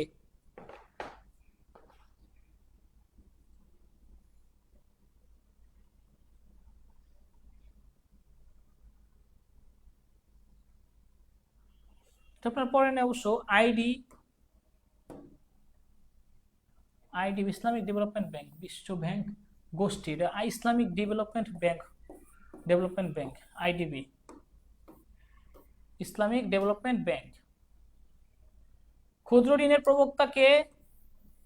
ক্ষুদ্র ঋণের প্রবক্তা হচ্ছে আছে এই ডক্টর মোহাম্মদ ইউনুস। ডক্টর মোহাম্মদ ইউনুস, এটা একটু ইম্পর্টেন্ট, এই বছরের প্রশ্নটা এটা ইম্পর্টেন্ট। তিনি তার গ্রামীণ ব্যাংকের মাধ্যমে ক্ষুদ্র ঋণের প্রবক্তা করছেন। যেহেতু উনি সরকারে আছে এখন, এই জন্য এই প্রশ্নটা একটু বেশি ইম্পর্টেন্ট। হ্যাঁ, ডক্টর মোহাম্মদ ইউনুস, কারণ তাকে অপশনে রেখে এগুলো সাইন দেওয়ার মতো বর্তমানে পরিস্থিতি নাই। যেমন আগে শেখ মুজিবুর অপশন থাকলে উত্তর শেখ মুজিবুর রহমানই হওয়ার কথা, কারণ অন্যগুলো নেওয়ার মতো কারো শক্তি নাই। এই জন্য এখন ডক্টর মোহাম্মদ ইউনূস অপশনে থাকলে এগুলো নেওয়ার কোনো শক্তি নাই। প্রশ্ন যেটাই হোক উত্তর এইটা, কারণ একে বাদ দিয়ে একে উত্তর নিবে তার তো একটা অপমান হয়ে যাবে তখন। ঠিক আছে, দেখি তারপরে উত্তরটা।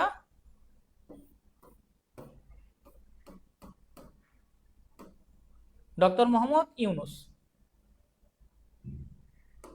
সাপটা চুক্তিতে কতগুলো দেশ স্বাক্ষর করেছে? সাপটা এখন তো আছে বর্তমানে 8টা। ঠিক আছে, কিভাবে? ওই যে Afghanistan, south Asian free trade area, যেটা হচ্ছে আমাদের 8টা দেশ, আর বাংলাদেশ, পাকিস্তান, ভারত, শ্রীলঙ্কা, ভুটান, নেপাল, মালদ্বীপ, সর্বশেষ আফগানিস্তান। ওকে, তারপর নিচের কোনটি আইএসও এর পরিবেশ ইস্যুর সাথে সম্পর্কিত? ভেরি ভেরি ইম্পর্টেন্ট, বলেন তো একটু।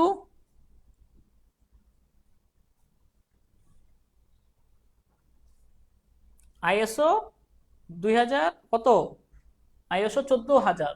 অবশ্যই পরিবেশ হচ্ছে 14,000 সাথে সম্পর্কিত। পরিবেশ 14,001 নাই, এটা বলতে কিছু নাই। আর হচ্ছে পণ্যের মান নিয়ে কাজ করে, এটাও পণ্য মান নিয়ে কাজ করে।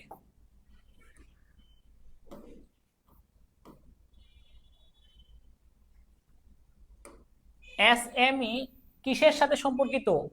পুঁজিবাজার, মুদ্রাবাজার, করনীতি, ক্ষুদ্র ও মাঝারি ঋণ প্রকল্প। SME small and medium enterprise, small and medium enterprise,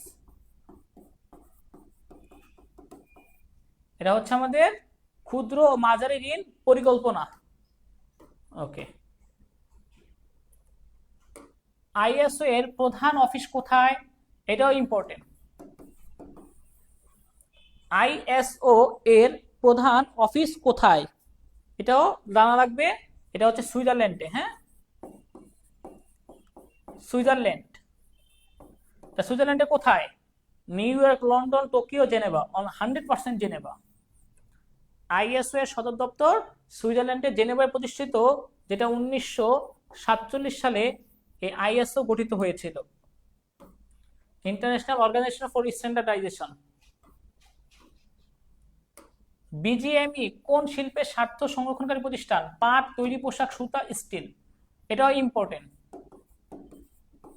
এটা কোনটা হবে? বিজিএমইএ, পাট, তৈরি পোশাক, সুতা, স্টিল। তৈরি পোশাক বাংলাদেশের আমদানি রপ্তানির ক্ষেত্রে সাহায্য করে তৈরি পোশাক নিয়ে। চুক্তি স্বাক্ষরিত, পরামর্শ, ঋণ প্রদান, সব কাজ করে। সফল নারী উদ্যোক্তা ডক্টর হোসনে আরা, যিনি হচ্ছে টিএমএসএস এর জনক। ঠ্যাঙ্গামারা মহিলা সবুজ সংঘ, যেটা তিনি বগুড়ায় করেছিলেন। উত্তর হবে কি? টিএমএসএস, ঠ্যাঙ্গামারা মহিলা সবুজ সংঘ। তারপরে কোন প্রতিষ্ঠানটি ব্যবসায় সমর্থনমূলক সেবা দেয়? সমর্থনমূলক মানে অর্থ দিয়ে সহায়তা করার বিষয়টা। Basic, NBR, BSTI. এই যে এনবিআর, বিএসটিআই এগুলো হচ্ছে সংরক্ষণমূলক। হ্যাঁ, তার উত্তর হবে কি? নিঃসন্দেহে বেসিক, এটা অর্থ দিয়ে সাহায্য করে, অর্থ ঋণ দিয়ে থাকে। গ্রামীণ ব্যাংক, তারপর হচ্ছে বিভিন্ন ধরনের এনজিও, এরাও ঋণ দিয়ে থাকে। সার্কভুক্ত দেশগুলোর মধ্যে বাণিজ্য বৈষম্য দূর করার লক্ষ্যে কোন চুক্তি স্বাক্ষরিত হয়? সাফটা চুক্তি। সাফটা, south Asian preferential trade agreement. South Asian preferential trade agreement, সাফটা এর পূর্ণরূপ। এটা হচ্ছে বাণিজ্য বৈষম্য দূর করার জন্য করা হয় সার্কভুক্ত দেশগুলোর মধ্যে, যেটা 8টা দেশ আছে। কোনটি বাংলাদেশের সবচেয়ে বড় বেসরকারি প্রতিষ্ঠান? এটাও ভেরি ভেরি ইম্পর্টেন্ট, অনেকবার বলছি এটা। যেটা 1972 সালে ফজলে হাসান আবেদ প্রতিষ্ঠা করছেন। ফজলে হাসান আবেদ।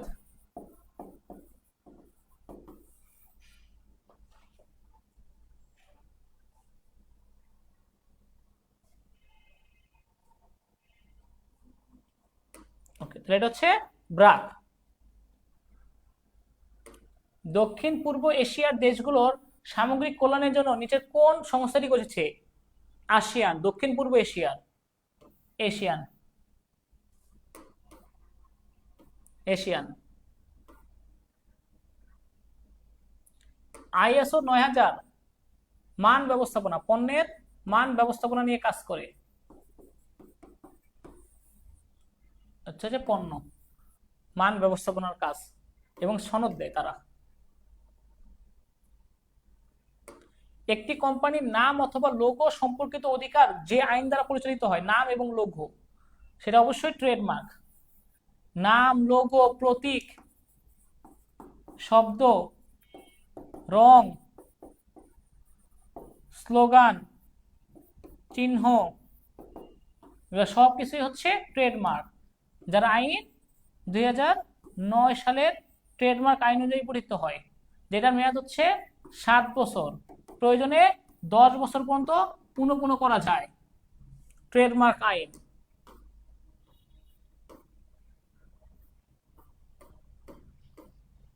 ওকে, বিশাল একটা চ্যাপ্টার পড়লাম, মানে এটা একবারে অনেকগুলো পড়েছি, কারণে এগুলো আসে কম, শুধু ব্যবসায়ের আইনগত দিকটাই বেশি ইম্পর্টেন্ট, আর ওগুলো থেকে কম আসে, এই জন্য পড়াই দিলাম একবারে। যাই হোক, স্লাইডটা আমি এখনই দিয়ে দিচ্ছি, পড়ে নিয়েন। ইনশাল্লাহ আর 2টা অধ্যায় হলে প্রথমটা হয়ে যাবে আরেকটা লেকচার শিটে। প্রথম পত্র পুরোটা শেষ হইলে আমরা প্রথম পত্রটা রিভিউ করব এবং প্রথম পত্রের কিছু পরীক্ষা নিব, কঠিন কঠিন পরীক্ষা, যেন সবার রিভিশন হয়ে যায়।